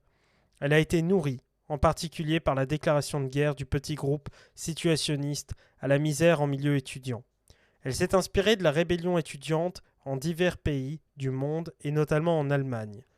Elle a pris pour arme l'action directe, l'illégalité délibérée, l'occupation des lieux de travail. Elle n'a pas hésité à s'opposer à la violence des forces de répression, la violence révolutionnaire. Elle a tout remis en cause. Toutes les idées reçues, toutes les structures existantes. Elle a répudié le monologue professoral comme le monarchisme patronal. Elle a mis fin au règne de la vedette à la gloriole des signatures. Elle s'est voulue anonyme et collective. Elle a fait, en quelques semaines, le fulgurant apprentissage de la démocratie directe, du dialogue aux 1000 voix, de la communication de tous avec tous. Elle a bu goulûment à la gouttelette de la liberté. Dans ces innombrables assises et forums de toutes sortes, chacun s'est vu reconnaître le droit de pleinement s'exprimer. Sur la place publique, transformée en amphithéâtre, car la circulation y était interrompue, et les contestataires assis, à même la chaussée, la stratégie de la guerre de rue à venir a été longuement, amplement et ouvertement discutée. Dans la cour, les couloirs et les étages de la Sorbonne, ruche révolutionnaire où quiconque pouvait pénétrer toutes les tendances de la Révolution sans exclusive, en disposaient de stands où s'étalait leur propagande et leur littérature. À la faveur de cette liberté conquise, les libertaires ont pu sortir de leur insularité antérieure. Ils ont combattu côte à côte avec les marxistes révolutionnaires de tendance autoritaire, presque sans animosité réciproque. Dans l'oubli temporaire des frictions du passé, au moins pendant la phase ascendante de la lutte, et où tout était subordonné à la fraternisation contre l'ennemi commun, le drapeau noir s'est jumelé au drapeau rouge, sans compétition ni préséance. Toute autorité a été honnie, ou pis encore, tournée en dérision. Le mythe du vieillard providentiel de l'Élysée a été moins sapé par le discours sérieux que pulvérisé par la caricature et par la satire. La chien-lit, c'est lui. Le moulin à parole parlementaire a été nié par l'arme mortelle de l'indifférence. Une longue marche des étudiants à travers le capital vint à passer un jour devant le palais Bourbon, sans daigner même s'apercevoir de son existence. Un mot magique a fait écho durant les glorieuses semaines de mai 68, dans les facultés comme dans les usines. Il a été le thème d'innombrables débats, de demandes, d'explications, de rappels des précédents historiques, d'examens minutieux et passionnés des expériences contemporaines et relatives. L'autogestion. En particulier, l'exemple des collectivisations espagnoles de 1936 a été largement mis à contribution. Des ouvriers venaient le soir à la Sorbonne pour s'initier à cette nouvelle solution du problème social. Quand ils étaient de retour à l'atelier, des discussions s'ouvraient sur elles autour des machines immobilisées. Certes, la révolution de mai 1968 n'a pas mis en pratique l'autogestion. Elle s'est arrêtée au seuil, disons mieux, tout au bord. Mais l'autogestion s'est logée dans les consciences et en dépit de ses détracteurs, elle en ressurgira tôt ou tard. 1976, Daniel Guérin.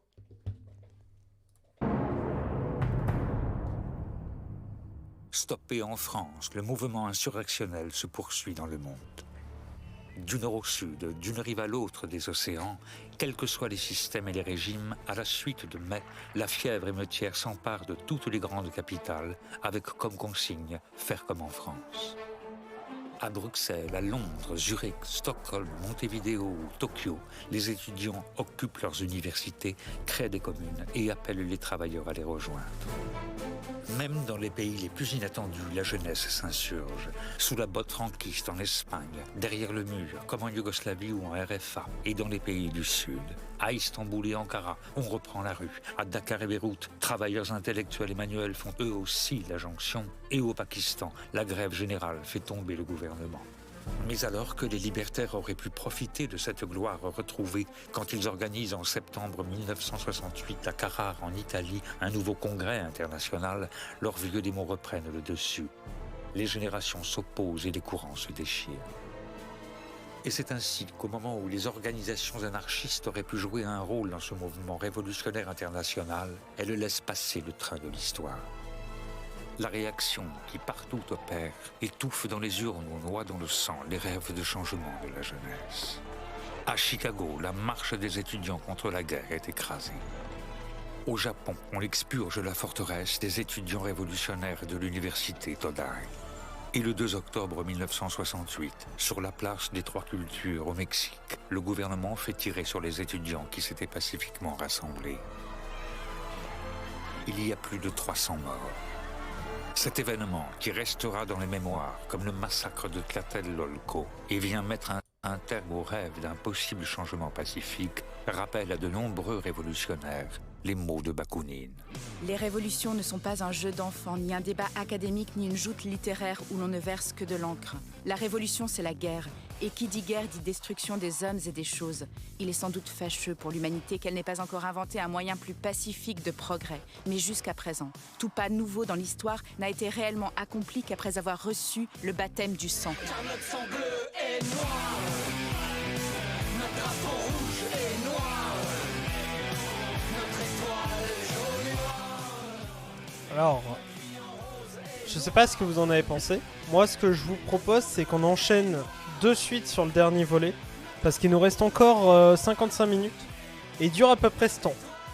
Peut-être qu'on n'aura pas le temps de le terminer, mais on peut toujours le lancer si vous êtes chaud. Voilà. Je sais pas ce que vous en pensez.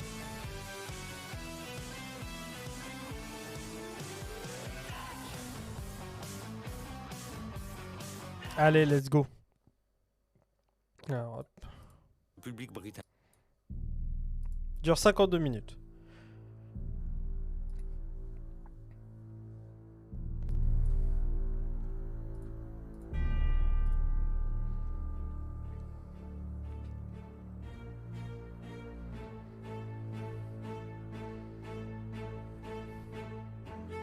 Argentine, France, États-Unis d'Amérique, Japon, Chine, Algérie, Uruguay, Espagne, Danemark, Royaume-Uni, Australie, Afrique du Sud. Indonésie. Sur les 5 continents, casqués de fleurs ou armés de pavés, les libertaires sont lentement sortis de la nuit et ont allumé des feux de joie. Eux que l'on avait cru vaincus, ils ont partout repris l'initiative, déclenché de vastes mouvements insurrectionnels et remporté finalement la bataille pour l'hégémonie culturelle. Mais gagner les batailles n'est rien pour eux si l'on ne gagne pas la guerre sociale. Or, dans les années qui suivent 1968, les anarchistes vont découvrir un nouveau péril, non plus celui de disparaître, mais celui de s'aliéner. Car face à un système globalitaire qui met en scène les apparences de sa propre critique, leurs slogans émancipateurs, leurs riches assassins et même leurs figures finissent souvent par être récupérés. Pour faire avancer leurs idées, les libertaires ne vont plus dès lors avoir d'autre choix, du local à l'international, que d'avancer masqués et par la guérilla ou la mobilisation de masse, en revenir à la propagande. Et c'est ainsi que les faubourgs de Montevideo au cœur de Londres et du Chiapas rebelle à Seattle insurgé, l'anarchisme va inspirer, sans toujours dire son nom, toutes les nouvelles formes de résistance. Et dans cette postmodernité qui se voulait la fin des temps, relancer pour un tour, au moins, la grande roue de notre histoire.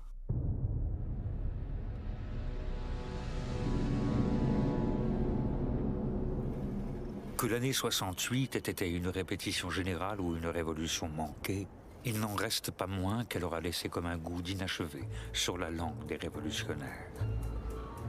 Comment ne pas comprendre que nombre d'entre eux soient déçus devant le spectacle des populations reprenant le travail? Mais face au retour des éternelles polémiques entre organisations qui se rejettent la faute et entendent ramasser les mises, comment pourrait-il ne pas être écœuré? Que faire? Comment continuer le combat? Alors que certains décident de prendre la clé des champs et rejoignent des communautés, d'autres, soit par optimisme, soit par désespoir, choisissent de rester dans les villes afin d'essayer par un coup de force de précipiter les choses.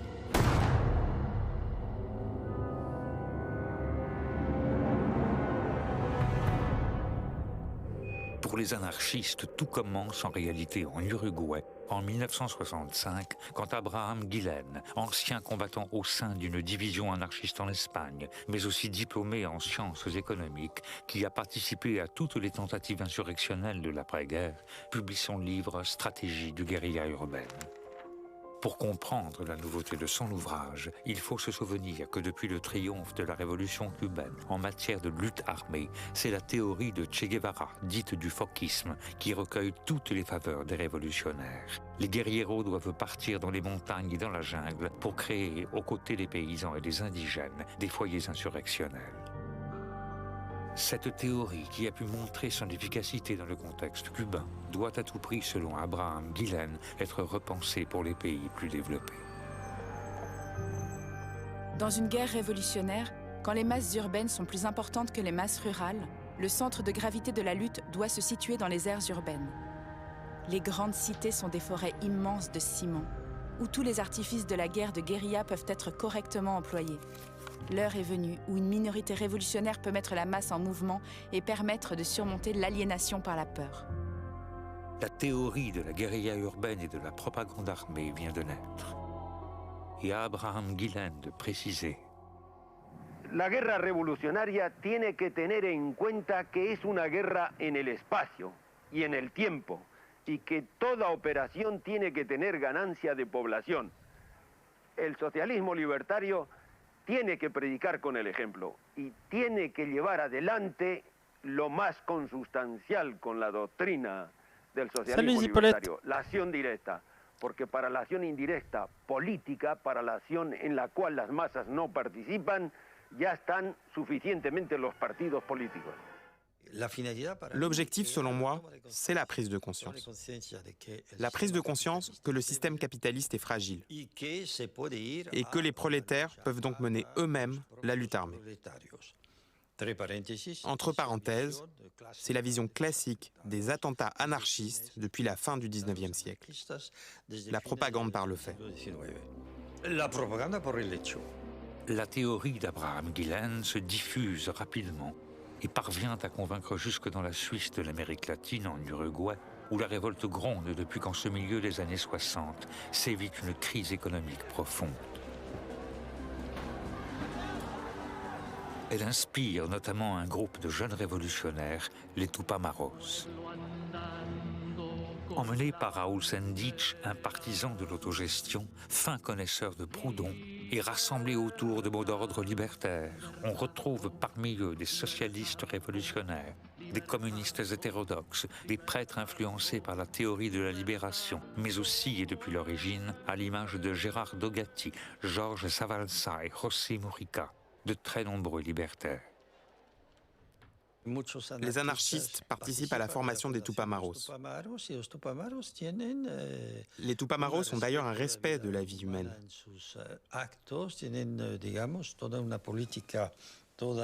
En ce sens, c'est une lutte très respectable. Les Tupamaros adoptent aussitôt la stratégie de la guérilla urbaine et de la propagande armée. Ils attaquent tous azimuts et enchaînent les coups d'éclat. Pas un jour sans que leurs actions ne fassent les gros titres des journaux. Lundi, les Tupamaros occupent une usine. Mardi, hold-up de 5 millions de pesos. Mercredi, attentat à la bombe dans plusieurs clubs politiques. Jeudi, occupation d'une usine et bombe. Vendredi, bombe et hold-up. Samedi, Saletage, d'une chaîne de télévision. Et dimanche, en guise de repos, évasion de dizaines de détenus.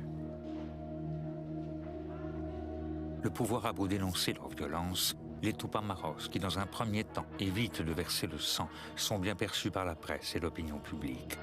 Ils bénéficient même sur la scène internationale d'une image très positive, comme le prouve l'article que leur consacre alors le Time Magazine, qui les apparente à des Robins des Bois des temps modernes. Grâce à eux, les théories de la guérilla urbaine et de la propagande armée se popularisent et essaiment dans le monde. Les gens apprennent en répliquant. Quand vous voyez un groupe qui fait des choses, que vous avez des connexions avec ce groupe, des réseaux se créent. Et alors, on retrouve un peu partout le même type d'action. C'est vraiment ce qui s'est passé avec les Hungry Brigade, par exemple. Partie d'Amérique latine, la question de la lutte armée se pose en effet à partir de 1969 à tous les révolutionnaires. Partout, on publie des journaux, on fait des films, on écrit des livres qui parlent d'elle. Et des appels aux armes sont lancés à la télévision. Dans tous les quartiers, sur nos lieux de travail, nous devons préparer dès maintenant la lutte armée pour la destruction de tous les capitalismes. Mais si tous les révolutionnaires s'y mettent, ce sont comme souvent des anarchistes qui prennent l'initiative. Comme un symbole, il y a les Tupamaros West Berlin avec Michael Bomi-Baumann qui sont les premiers à faire trembler le vieux monde. En Espagne, le groupe Primer de Mayo puis les commandos autonomes anticapitalistes font parler la poudre. Les appels à construire la guérilla sont entendus en France aussi, où dès l'année 1970, le groupe révolutionnaire numéro 2 organise à Grenoble une semaine de la dynamite, suivie par les garis qui passent eux aussi à l'attaque. La semaine de la dynamite. Ils enchaînent les hold-up et multiplient les attentats et les sabotages dans tout le pays. Même aux États-Unis d'Amérique, d'anciens hippies prennent les armes. Le Weather Underground, qui a la mémoire longue, fait par exemple sauter la statue des policiers de High Market Square à Chicago. Mais c'est sans doute au Royaume-Uni que la stratégie de la propagande armée anarchiste est menée de la manière la plus emblématique par une organisation qui encore aujourd'hui n'a pas révélé tous ses mystères, la Hungry Brigade. De nombreuses questions demeurent que les journaux comme le Time et d'autres se posent déjà à l'époque. Qui sont les Hungry Brigade ? Et eux, ils répondaient. Ah bah oui, la bien Hungry sûr. Brigade, ça peut être n'importe qui. La Hungry Brigade, c'est cette personne qui est assise à côté de toi dans le métro et qui a de la haine plein la tête et un revolver dans son blouson. N'importe qui peut être de la Hungry Brigade. Les noms ne comptent pas. Ce qui est très intéressant et qu'on a aujourd'hui oublié avec les membres de la soi-disant Hungry Brigade, c'est qu'ils étaient aussi impliqués dans beaucoup d'activités d'entraide entre communautés avec les syndicats. C'étaient des poètes et des écrivains, mais ils ont été décrits par la presse de l'époque comme une horde de terroristes. C'est en réalité très loin de ce qu'ils étaient. Ce collectif, bien qu'hétéroclite, n'en est pas moins fortement mobilisé et politisé. Décidés à passer à la lutte armée, ils adoptent ce nom de brigade de la colère et s'inventent un logo où l'on voit les signes masculins et féminins s'entrelacer autour d'une Kalachnikov. Car à l'image des autres groupes de lutte armée de l'époque, ce qui déroute alors les observateurs, c'est que parmi ces combattants, on compte de nombreuses combattantes. Dans la lignée des pétroleuses de la commune, ces femmes auxquelles on attribue le surnom d'Amazone de la terreur effraient autant qu'elles fascinent. On se souvient notamment en Allemagne de l'Ouest de l'héroïque Nada du mouvement du 2 juin et d'Ulrika Meinhof qui, bien que n'ayant rien d'anarchiste, était désignée comme telle dans les tracts mettant sa tête à prix. Mais pour le public britannique, c'est la figure d'Anna Mendelssohn que l'on soupçonne d'œuvrer au sein de la Hungry Brigade qui retient l'attention dans cette interview télévisée où elle résume d'un mot le sens de son combat. How would you describe your politics? Revolutionary. Sensible à toutes les formes de domination et convaincu que la meilleure défense c'est l'attaque, pendant près de 3 ans, les femmes et les hommes de la Hungry Brigade font converger les luttes et enchaînent les frappes. S'ils ciblent bien sûr les banques, les sièges des grandes entreprises, les ambassades et les centres d'intérêt des dictatures, ils élargissent aussi le périmètre des actions de la propagande armée et lui ouvrent ainsi de nouveaux fronts.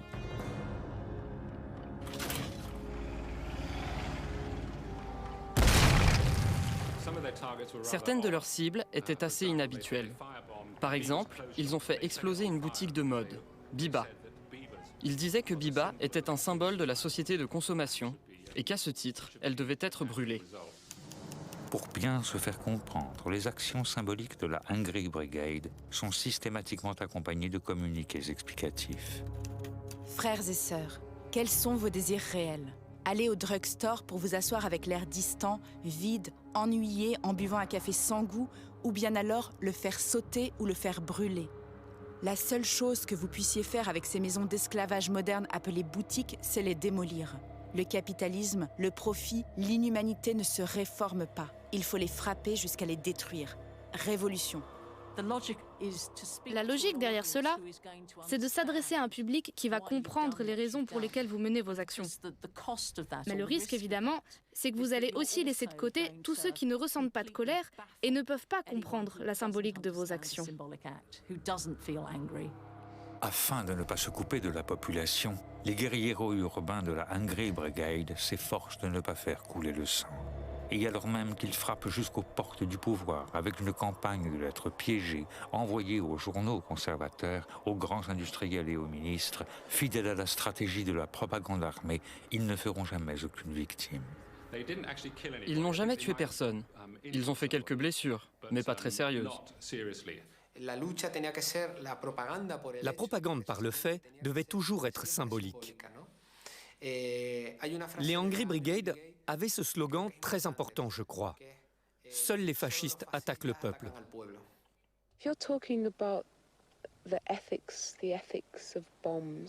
Et Anna Mendelssohn de confirmer.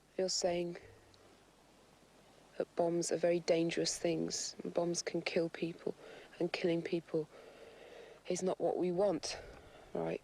Putting a bomb in a cafe and not being in the position of making sure that there's no one there who's going to be killed, then that's mindless. I mean, that's nothing to do with trying to make a hit at property which the ruling class own and which actually keeps them in power. Et pourtant, comme au XIXe siècle, la peur s'empare des cercles dirigeants. On commence à déployer un formidable arsenal, on vote des lois, on crée des unités spéciales, comme la Bomb Squad au Royaume-Uni, et grâce à la toute nouvelle informatique, on met en fiche les populations.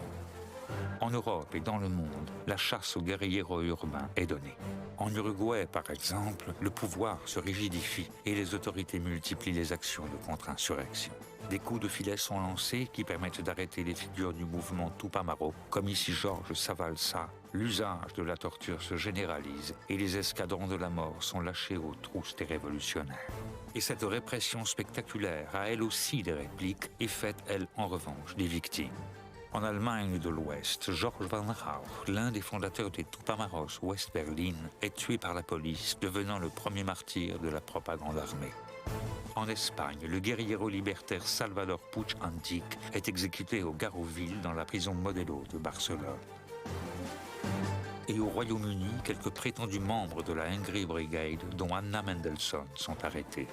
On leur fait un procès, le plus long de l'histoire britannique, et bien qu'aucun ne soit reconnu coupable pour les bombes ou les lettres piégées, on les condamne à de très lourdes peines de prison. Les limites de l'action clandestine et de la propagande armée sont atteintes. Et alors même que les anarchistes avaient été les premiers à en faire l'apologie, ce sont aussi des libertaires qui commencent à en faire très tôt la critique. C'est un problème de où, comment et pourquoi on fait un attentat.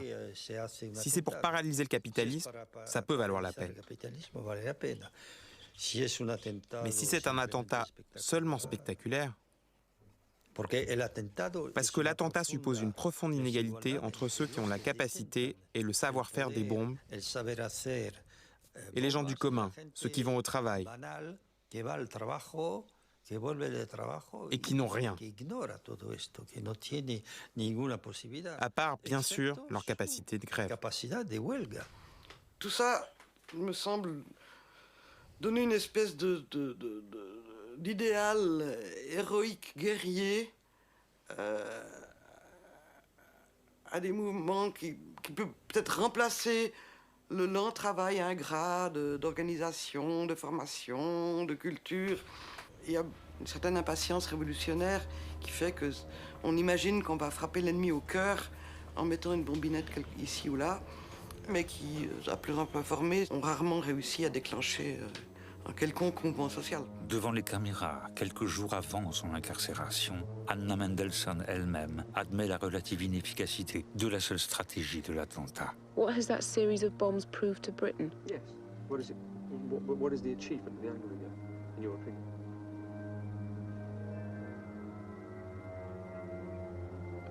Achievement in terms of change, in terms of what it's changed, hasn't changed anything. Hasn't changed anything at all. Nombreux sont les libertaires qui vont alors préférer à la propagande armée la propagande tout court. À la fin des années 70 et au début des années 80, après cette période de forte offensive révolutionnaire, les anarchistes reprennent donc leur bâton de pèlerin. Et tout en s'investissant dans le mouvement punk qui éclot alors, en ouvrant des maisons d'édition et des librairies, en créant des fanzines, des radios libres comme ici en France, Radio Libertaire, ou en participant plus sagement aux mobilisations, ceux-ci retournent pour quelques années dans l'ombre.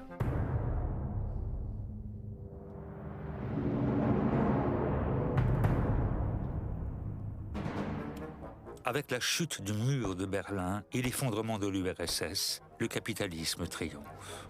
Il peut à loisir se globaliser et entamer sa dernière mue. Il renforce ses institutions et généralise son offensive contre les corps, les cultures et les paysages. Le monde devient un marché unique et global auquel rien ne doit échapper et dans lequel tout est désormais soumis à ses lois. There is no alternative, dit-on à ceux qui osent s'interroger. Cette intensification du vol des richesses et des ressources est le résultat de ces nouvelles stratégies globales. Et cela a une influence sur l'anarchisme, qui s'inspire d'ailleurs de nombreux mouvements indigènes. Ils sont inspirés principalement par les zapatistes au Mexique, car c'est en 1994 que les zapatistes se font connaître au monde, avec leur insurrection.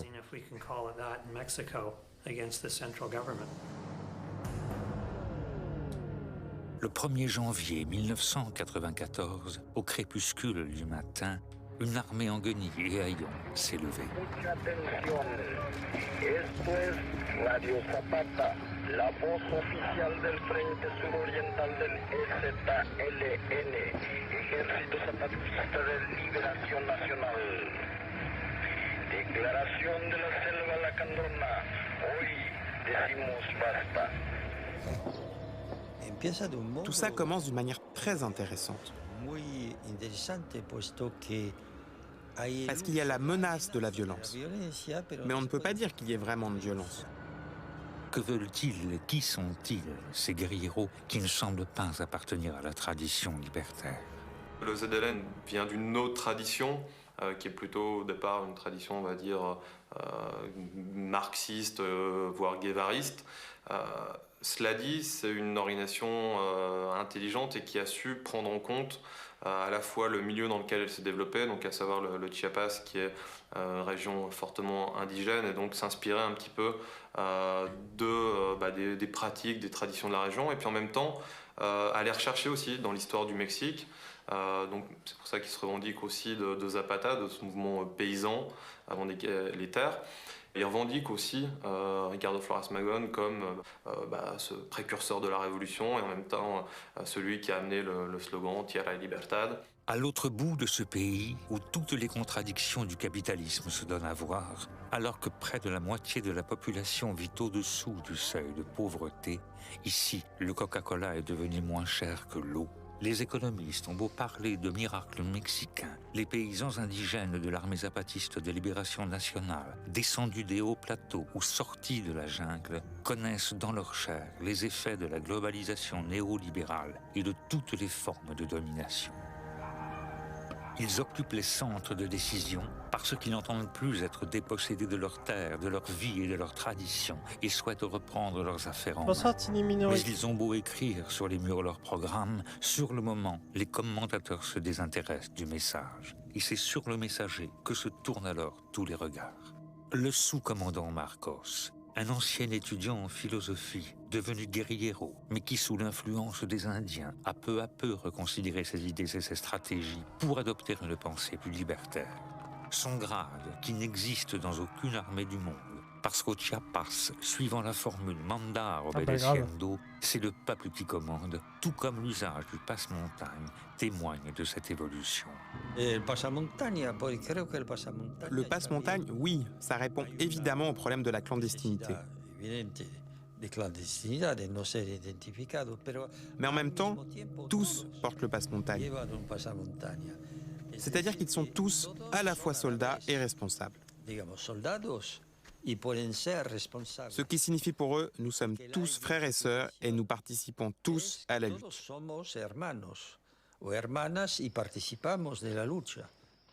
Que entre el ZLN y cualquier otro, pues en este caso la segunda o tercera cabeza, según fuera tocando, se pusiera un pasamontañas y dijera, pues yo soy Marcos, el otro Marcos no se murió, aquí está, soy yo. Pero también y sobre todo de que cualquiera pudiera ser Marcos. Cualquiera, aunque no tuviera un arma, aunque no estuviera en las montañas del sureste, o aunque no escribiera como Marcos, podía ser Marcos. La véritable originalité du mouvement zapatiste dépasse les symboles et les individualités. Elle réside dans l'exemple qu'il donne d'un autre monde possible. Car l'expérience qui a commencé ici à la suite de l'insurrection et s'étend sur un territoire de la dimension d'un pays mobilise plus de 250 000 personnes et représente l'une des plus longues et des plus importantes expériences d'autogouvernement collectif de l'histoire moderne. Libre accès aux ressources naturelles, sociétés coopératives, assemblées de femmes, conseils de bon gouvernement, abolition des prisons, universités autonomes, hôpitaux gratuits. Dans cette partie si isolée du monde et si dure à la vie, ces hommes et ces femmes, depuis toujours humiliés et méprisés, mêlent pratiques ancestrales et innovations politiques en essayant, malgré les adversités, de redessiner un monde à leur image grâce à la mise en œuvre à tous les niveaux d'une réelle démocratie directe. Ils utilisent des formes d'organisation anarchistes, dans lesquelles on retrouve des assemblées de parole, où les gens mandatent une personne pour coordonner les activités du groupe. Mais elle ne fait que porter la parole de ce groupe et ne prend pas de décision à sa place. Ce qu'ils veulent, c'est une société dans laquelle tout le monde aurait le même pouvoir et le même bien-être, sans qu'il y ait une autorité au-dessus d'eux. Voilà, c'est ça. Voilà ce qu'est l'anarchisme. C'est pour cela qu'on utilise le terme de contre-pouvoir. L'anarchisme n'est pas une stratégie anti-pouvoir, c'est une stratégie de contre-pouvoir. Décentraliser et redistribuer le pouvoir. C'est pour ça que je considère le mouvement zapatiste comme appartenant à la tradition libertaire et anarchiste.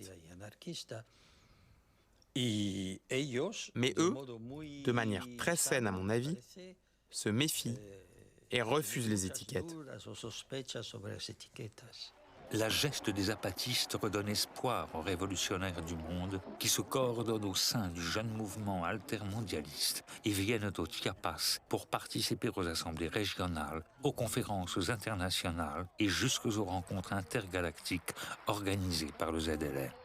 La grande réussite également du Chiapas, c'est d'avoir mis l'accent sur l'international et la mondialisation, et donc permis à tout le monde de se retrouver dans la lutte des Indiens, pour peu qu'on ne cloue pas le bec aux Indiens. C'est-à-dire qu'on commence d'abord par les écouter et ensuite les suivre, et non pas les précéder comme une avant-garde.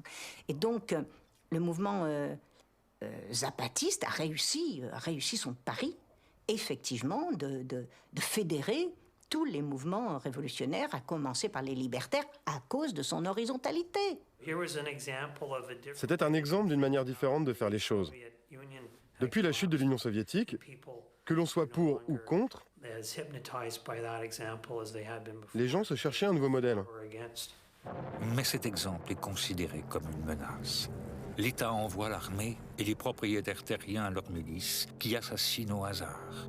comme par exemple lors du massacre d'Actéal, où 45 personnes sont fusillées, parmi lesquelles 18 enfants et 4 femmes enceintes. Plutôt que d'enchérir dans la violence, le ZLN décide de marcher sur Mexico sans armes afin de faire connaître son message au peuple du Mexique et au monde. Al pueblo de México, a los pueblos y gobiernos del mundo. Hermanos, nosotros nacimos de la noche, en ella vivimos, moriremos en ella. Sur leur chemin, le cortège grandit. Des hommes et des femmes encagoulés se joignent. Les couleurs rouges et noires de leurs drapeaux sont hissées et leur mot d'ordre repris. Et ce n'est plus seulement la voix d'une petite communauté rebelle qui se donne à entendre dans la parole poétique de cette face sans visage. Mais grâce aussi à Manu Chao, c'est le long cri de colère de tous les opprimés qui sort soudain de la nuit. Techo, tierra, trabajo, pan, salud, educación, independencia, democracia, libertad. Estas fueron nuestras demandas en la larga noche de los 500 años. Estas son hoy nuestras exigencias. La stratégie zapatiste, occupation, sécession, autogestion, vient relancer des expériences déjà en cours ou en inspirer de nouvelles un peu partout. Dans le centre des empires contre les grands projets inutiles et leur monde, comme à la ZAD de Notre-Dame-des-Landes, dans le berceau de la civilisation occidentale, comme à Athènes où le quartier d'Exarchia s'insurge contre les politiques d'austérité, ou au cœur même des combats, comme au Rojava où les Kurdes, pris en étau entre les mercenaires fanatisés de Daesh et les armées régulières du pouvoir autoritaire turc, font tout à la fois la guerre et la révolution. Car il ne faut pas oublier qu'ici, les fanatiques de l'État islamique ont beau avoir préempté le drapeau noir, c'est bien le drapeau rouge, jaune et vert des révolutionnaires kurdes qui est celui de l'anarchie. L'expérience confédérale et démocratique que les 6 millions d'habitants du Rojava mènent depuis bientôt 10 ans est en effet une révolution à la fois écologique, paritaire et libertaire. Et même si sa situation reste précaire, elle peut compter sur la détermination des bataillons de femmes et le renfort de colonnes internationalistes venues parfois des autres terres de résistance. Car qu'elles soient au Rojava, au Chiapas, à Exarchia ou à Notre-Dame-des-Landes, ces luttes qui, malgré leur diversité apparente, se font contre un même ennemi et au nom d'un même idéal, sont interconnectées comme en témoigne le message de solidarité que les combattants échangent au plus fort des combats. Mais au tournant du 3e millénaire, on sent que la réponse locale apportée dans les pays du Sud est insuffisante, et c'est donc au Nord que la globalisation néolibérale va recevoir sa première réponse globale.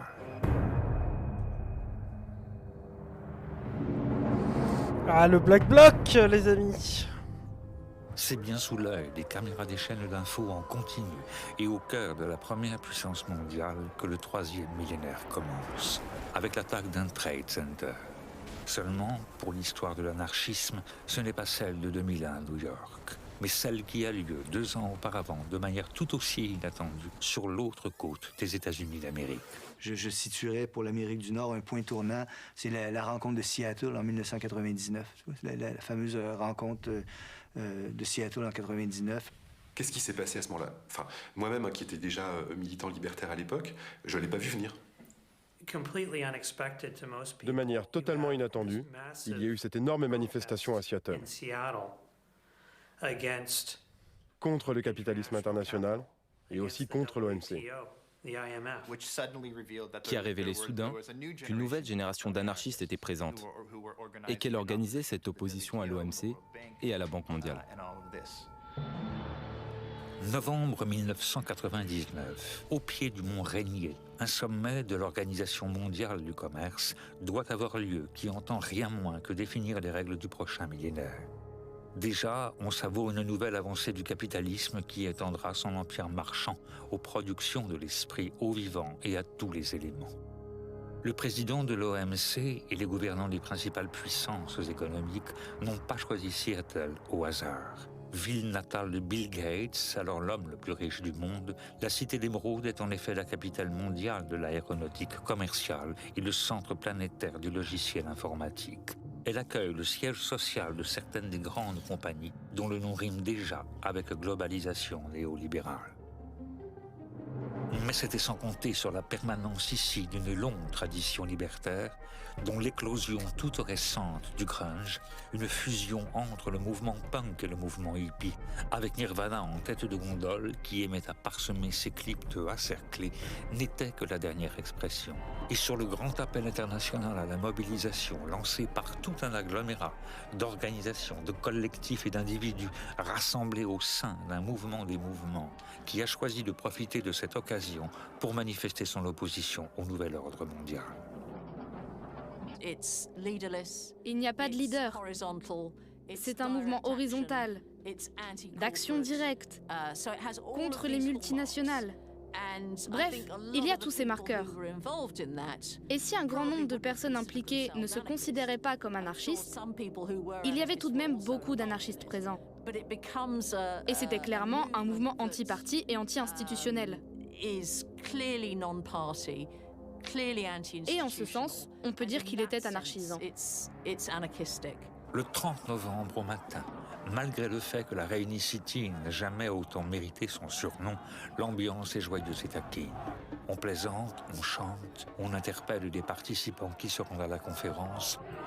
On pousse aussi un peu pour essayer d'entrer. Les autorités qui avaient sous-estimé l'ampleur de la mobilisation prennent peur. On appelle l'armée en renfort et la garde nationale intervient. Ah ouais, quand même. Ce que l'histoire populaire a retenu sous le nom de bataille de Seattle commence. Car pour répondre aux violences policières et défendre le cortège, un petit groupe de manifestants a décidé de répliquer. Soudain, un Black Bloc s'est formé. Ah, c'est beau ça. Là, il y a quelque chose qui fait intégralement partie aujourd'hui de l'identité du mouvement, hein, cette composante des Black Blocs, et que nous ne connaissions pas, en tout cas en Europe occidentale, et donc que nous avons vu surgir, et qui, alors, d'où vient-elle? Le Black Bloc vient d'Allemagne de l'Ouest. Dans les années 70, il y avait les autonomes. Certains se disaient anarchistes, d'autres ne se réclamaient d'aucun parti et se disaient juste autonomes. Ils ont inventé la technique du Black Bloc, en portant le casque, le masque et en se protégeant contre les violences policières et les identifications. Il faut dire qu'à l'époque, en Allemagne de l'Ouest, la répression était très dure et les lois antiterroristes très sévères.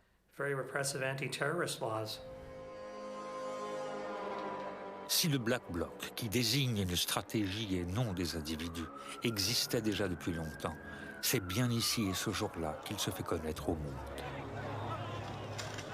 Pendant plusieurs heures, devant les caméras des premières chaînes d'infos en continu, les révolutionnaires qui l'adoptent assument la confrontation et revendiquent l'usage de la violence.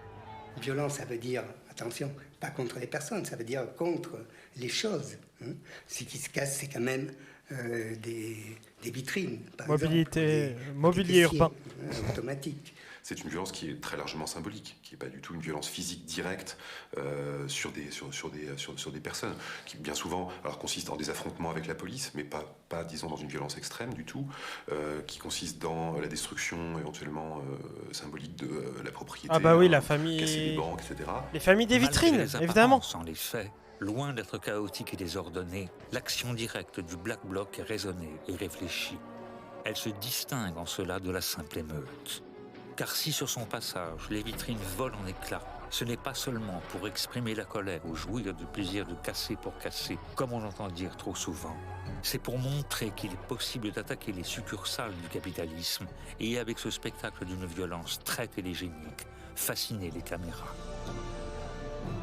Coup double en quelque sorte. À l'heure du tout médiatique, où une image sensationnelle vaut mieux parfois que de longs discours, ce recours synecdoquique à la violence est en effet une propagande à la fois par le fait et par l'image.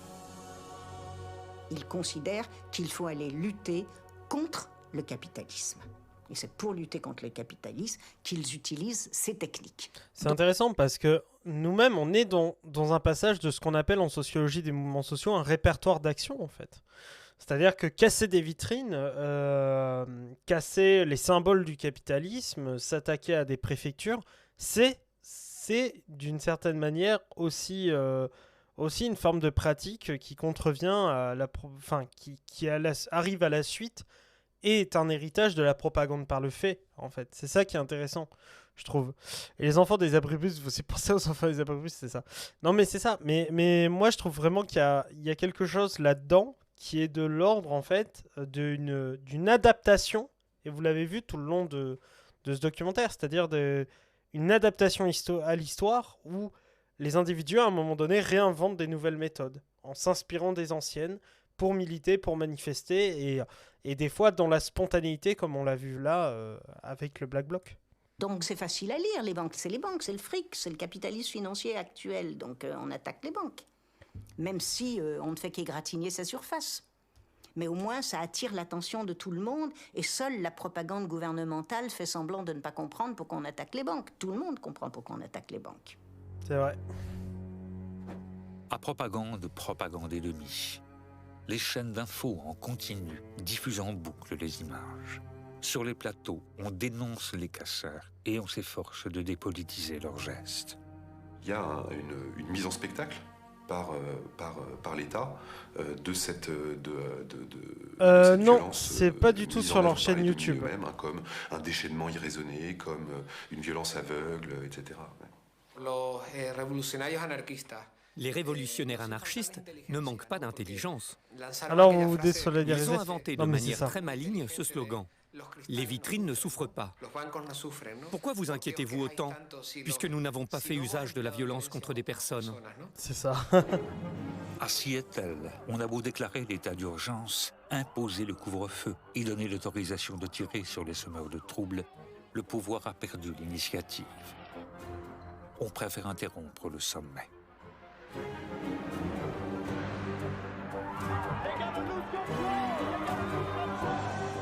Grâce à l'action inattendue et décisive du Black Bloc, la bataille de Seattle est gagnée.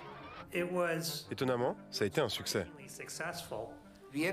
On a vu qu'il était possible de faire reculer le pouvoir et que l'autorité ne pouvait pas se maintenir avec seulement la police dans la rue. L'autorité était sapée parce que c'est une question de foi, juste une question de foi.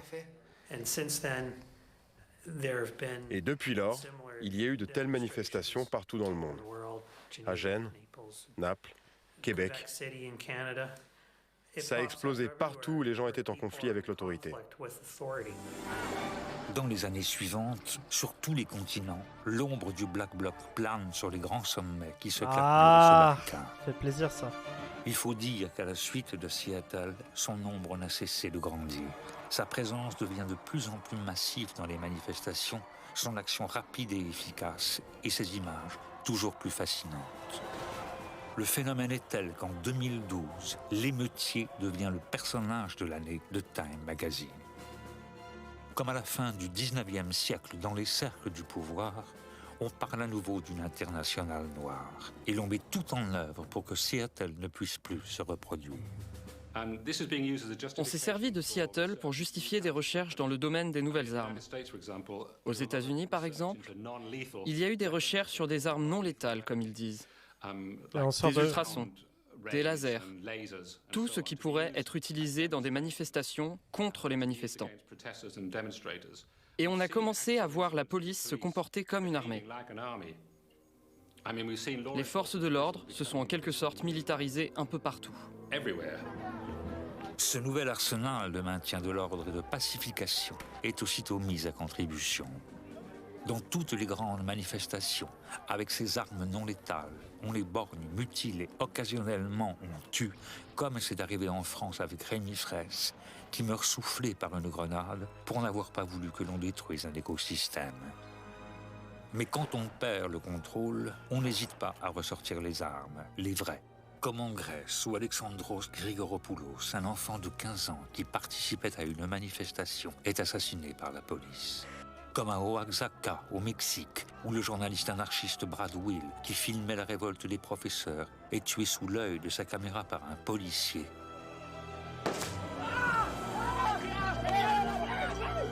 Ou comme à Gênes, où Carlo Giuliani, un jeune libertaire de 22 ans, est abattu d'une balle dans la tête, et pour l'achever, la Jeep des carabiniers passe et repasse sur son corps. Terrible. Dès la fin de la décennie, de nombreux libertaires commencent à remettre en question la stratégie du Black Bloc. N'est-elle pas devenue trop systématique et donc prévisible, au point de se retourner parfois contre les manifestants eux-mêmes? Après 10 ans d'affrontements, il est urgent d'imaginer de nouvelles formes. Totalement.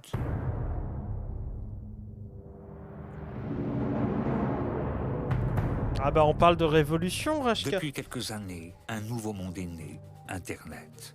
Il faut dire que grâce à la révolution numérique et aux facilités d'échanges informatiques qu'elle induit, on a assisté à une augmentation sans précédent dans l'histoire des flux financiers.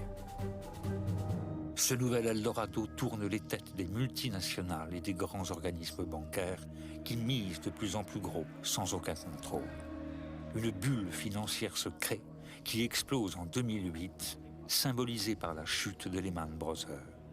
On assiste à la banqueroute la plus importante de toute l'histoire. Pour la première fois depuis la crise de 1929 en Occident, des millions de personnes sont jetées à la rue du jour au lendemain et des pays entiers sont ruinés.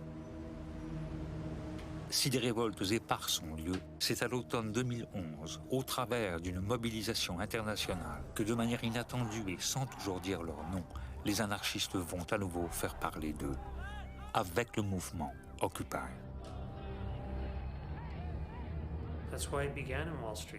C'est pour cela que ça a commencé à Wall Street.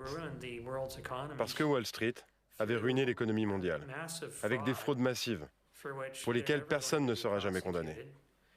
Ce qui montre d'ailleurs la totale inefficacité des États quand il s'agit de contrôler le capitalisme international. Aucune action sérieuse n'a été prise en ce qui concerne les responsables de ces gigantesques dévastations économiques, pour lesquelles des pays comme la Grèce, l'Espagne et ailleurs continuent de payer. Inspiré par les mouvements d'occupation des places lors des printemps arabes et du mouvement des indignés en Espagne, en organisant un gigantesque be-in au pied du temple de la finance internationale, Occupy Wall Street enchevêtre rassemblement de protestation et création d'une zone autonome temporaire. Le mouvement Occupy Wall Street, qui n'est pas un mouvement anarchiste à proprement parler, est très fortement influencé par des anarchistes. D'ailleurs, beaucoup d'anarchistes ont mis en place l'architecture de ce mouvement. Des gens comme David Graeber, par exemple, un anarchiste américain qui a beaucoup écrit sur l'anthropologie. RIP, camarade. Et d'autres encore. Très grand anthropologue. Qui, sans se dire anarchistes, le sont dans les faits. Parmi eux, il y a aussi Carl Lann, un journaliste canadien fondateur de Adbuster et auteur du très beau design anarchique. Tom Morello, le guitariste de Rage Against the Machine, qui est aussi un militant très actif des IWW, le grand syndicat anarchiste nord-américain, ou l'éternel Noam Chomsky, qui vient y faire des conférences. Mais si toutes les tendances de l'anarchisme se retrouvent bien ici et que toutes ces tactiques sont déployées, la mobilisation a aussi la particularité d'agréger de nombreuses personnalités qui n'appartiennent pas au mouvement libertaire, mais doivent se positionner en fonction de lui.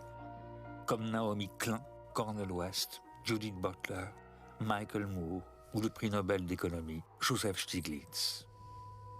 Car ce n'est pas le moindre des paradoxes de l'anarchisme, au moment où ses pensées et ses pratiques se généralisent, que de se fondre et de disparaître dans le mouvement.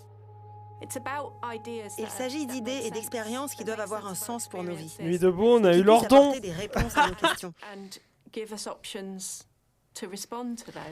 D'ailleurs, c'est intéressant de comparer, je trouve, Occupy Wall Street avec Nuit debout, qui fut une tentative après coup de choses qui sont nées vachement inspirées. Pour l'anarchisme n'est pas de se faire connaître, mais de nous offrir une sorte de caisse à outils pour les problèmes de la vie quotidienne. Est-ce important de se réclamer de l'anarchisme? Non.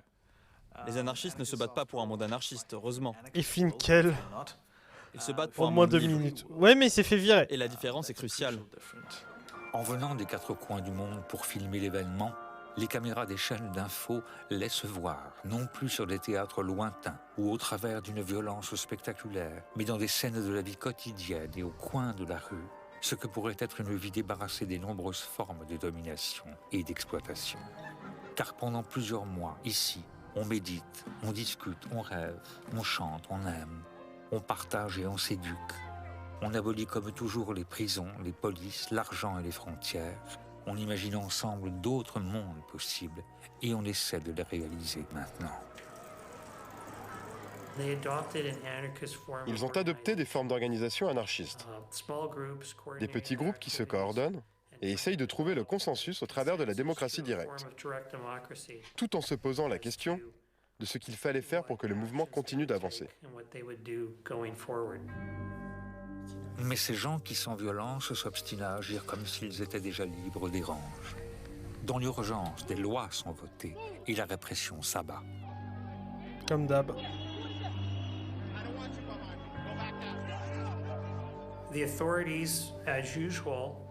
Les autorités, comme toujours, ont essayé de stopper le mouvement Occupy Wall Street. Elles ont remis en vigueur les lois contre le vagabondage et toutes ces lois du 19e siècle. Ça va, Lordon, c'est juste un peu limité. En gros, c'est juste limité sur le raisonnement théorique spinoziste qui consiste à dire que finalement, il y a aussi une forme de domination de la majorité sur les individus profondément, qui est très ancrée intrinsèquement et qui n'est pas seulement du fait de l'État. Et donc on ne pourra pas forcément la combattre par ça. Et il faut, pour Lordon, s'attaquer au symbole du système capitaliste. Pour autant, il ne se prête pas à un jeu révolutionnaire lui-même. Il ne se dit pas révolutionnaire. Vous remarquerez, jamais Frédéric Lordon n'emploie dans ses textes ou sur lui-même le terme révolutionnaire en se disant lui révolutionnaire. Et puis la police a cherché toutes les excuses pour empêcher le mouvement. Elle a parlé de troubles à l'ordre public ou d'assemblées illégales. Elle disait qu'il y allait avoir des émeutes. Drôle. Des émeutes. Mais plus on réprime et plus on censure, plus le mouvement Occupy s'étend. Et grâce à ces images qui se diffusent via Internet, plus il croît, se transforme et se multiplie dans l'espace et dans le temps. On occupe à Londres, Francfort, devant le siège de la Banque Centrale Européenne, à Tokyo, Paris, Montréal, Séoul, Rome, Hong Kong, Melbourne ou Tel Aviv, dans plus de 1500 villes de 82 pays différents. Et au travers de ces grandes mobilisations et des mouvements d'occupation, sans toujours dire son nom, l'anarchisme se diffuse et se répand jusqu'à devenir le pôle autour duquel tourne tout le mouvement social et une partie du monde politique. Peu importe que vous soyez pour ou contre l'anarchisme. À l'intérieur du mouvement anticapitaliste, vous devrez vous définir en fonction de lui. Et vous devrez rendre des comptes. Votre pratique et vos organisations sont-elles vraiment démocratiques? Avez-vous un fonctionnement horizontal? Écoutez-vous chacun? C'est intéressant, c'est des questions. Êtes-vous sensible aux différences de genre, aux sexualités et aux autres formes de diversité? C'est des questions intrinsèques à l'anarchisme. En un mot, en fait. Êtes-vous plus humain? L'anarchisme ne s'enseigne pas, ça ne s'apprend pas dans les livres, dans les écoles, dans les conférences. L'anarchisme, ça se contagie. C'est-à-dire qu'il y a une transmission qui n'est pas de l'ordre de la didactique. Le mouvement libertaire profite lui aussi de cette massification de ses idées. Et cette vigueur neuve tord le cou à toutes les idées reçues sur l'anarchisme. Lui que l'on avait qualifié de révolte petite bourgeoise est aujourd'hui implanté dans les milieux les plus humbles. On va avoir le temps de terminer. Lui que l'on avait voulu limiter à l'Occident conquiert encore de nouveaux territoires, comme ici le 1er mai 2019 en Indonésie. Lui que l'on avait prétendu minoritaire recueille une adhésion massive, notamment de la part des nouvelles générations qui se disent ingouvernables. Et lui que l'on avait si souvent dit vaincu prouve, malgré toutes ses défaites, qu'il est plus que jamais vivant. Il y a eu beaucoup de défaites dans l'histoire du mouvement anarchiste, des défaites aussi grandes que les aspirations que ces gens-là portaient. Mais il y a une autre façon de voir l'histoire de l'anarchisme qui me semble-t-il est plus intéressante, plus juste aussi, plus respectueuse des faits. C'est qu'à travers ces grands moments qui sont des moments d'échec réel, c'est-à-dire que c'est vrai que la Commune a perdu, c'est vrai qu'en Espagne on a perdu, il y a constamment des victoires 20h, mais ça continue avec Rashka Berber pour du Frostpunk. Il est tout de même remarquable que ce que les anarchistes ont pensé, senti, promu, défendu depuis très très longtemps est aujourd'hui présent dans beaucoup d'éléments de notre culture. L'anarchisme a eu un rôle fondamental dans le progrès des idées et dans le progrès de l'humanité en général. Mais l'anarchisme a toujours l'air d'être là et de ne pas y être. Les anarchistes semblent être partout et en même temps, on se demande tout le temps, mais où sont les anarchistes ? L'anarchisme ne disparaîtra jamais parce qu'il appartient à l'être humain. Chaque fois que quelqu'un se demandera pourquoi il faut obéir, il y aura de l'anarchisme.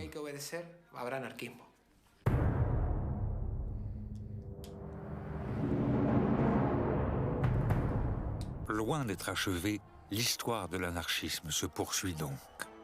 Mais alors que de nouveaux courants sont apparus, que des figures plus récentes ont succédé aux anciennes, que les stratégies et les tactiques se sont diversifiées et que les discours et les pratiques ont évolué, au terme de ces presque 2 siècles d'existence, il semble que l'enseignement qu'elle porte soit resté le même qu'au premier jour.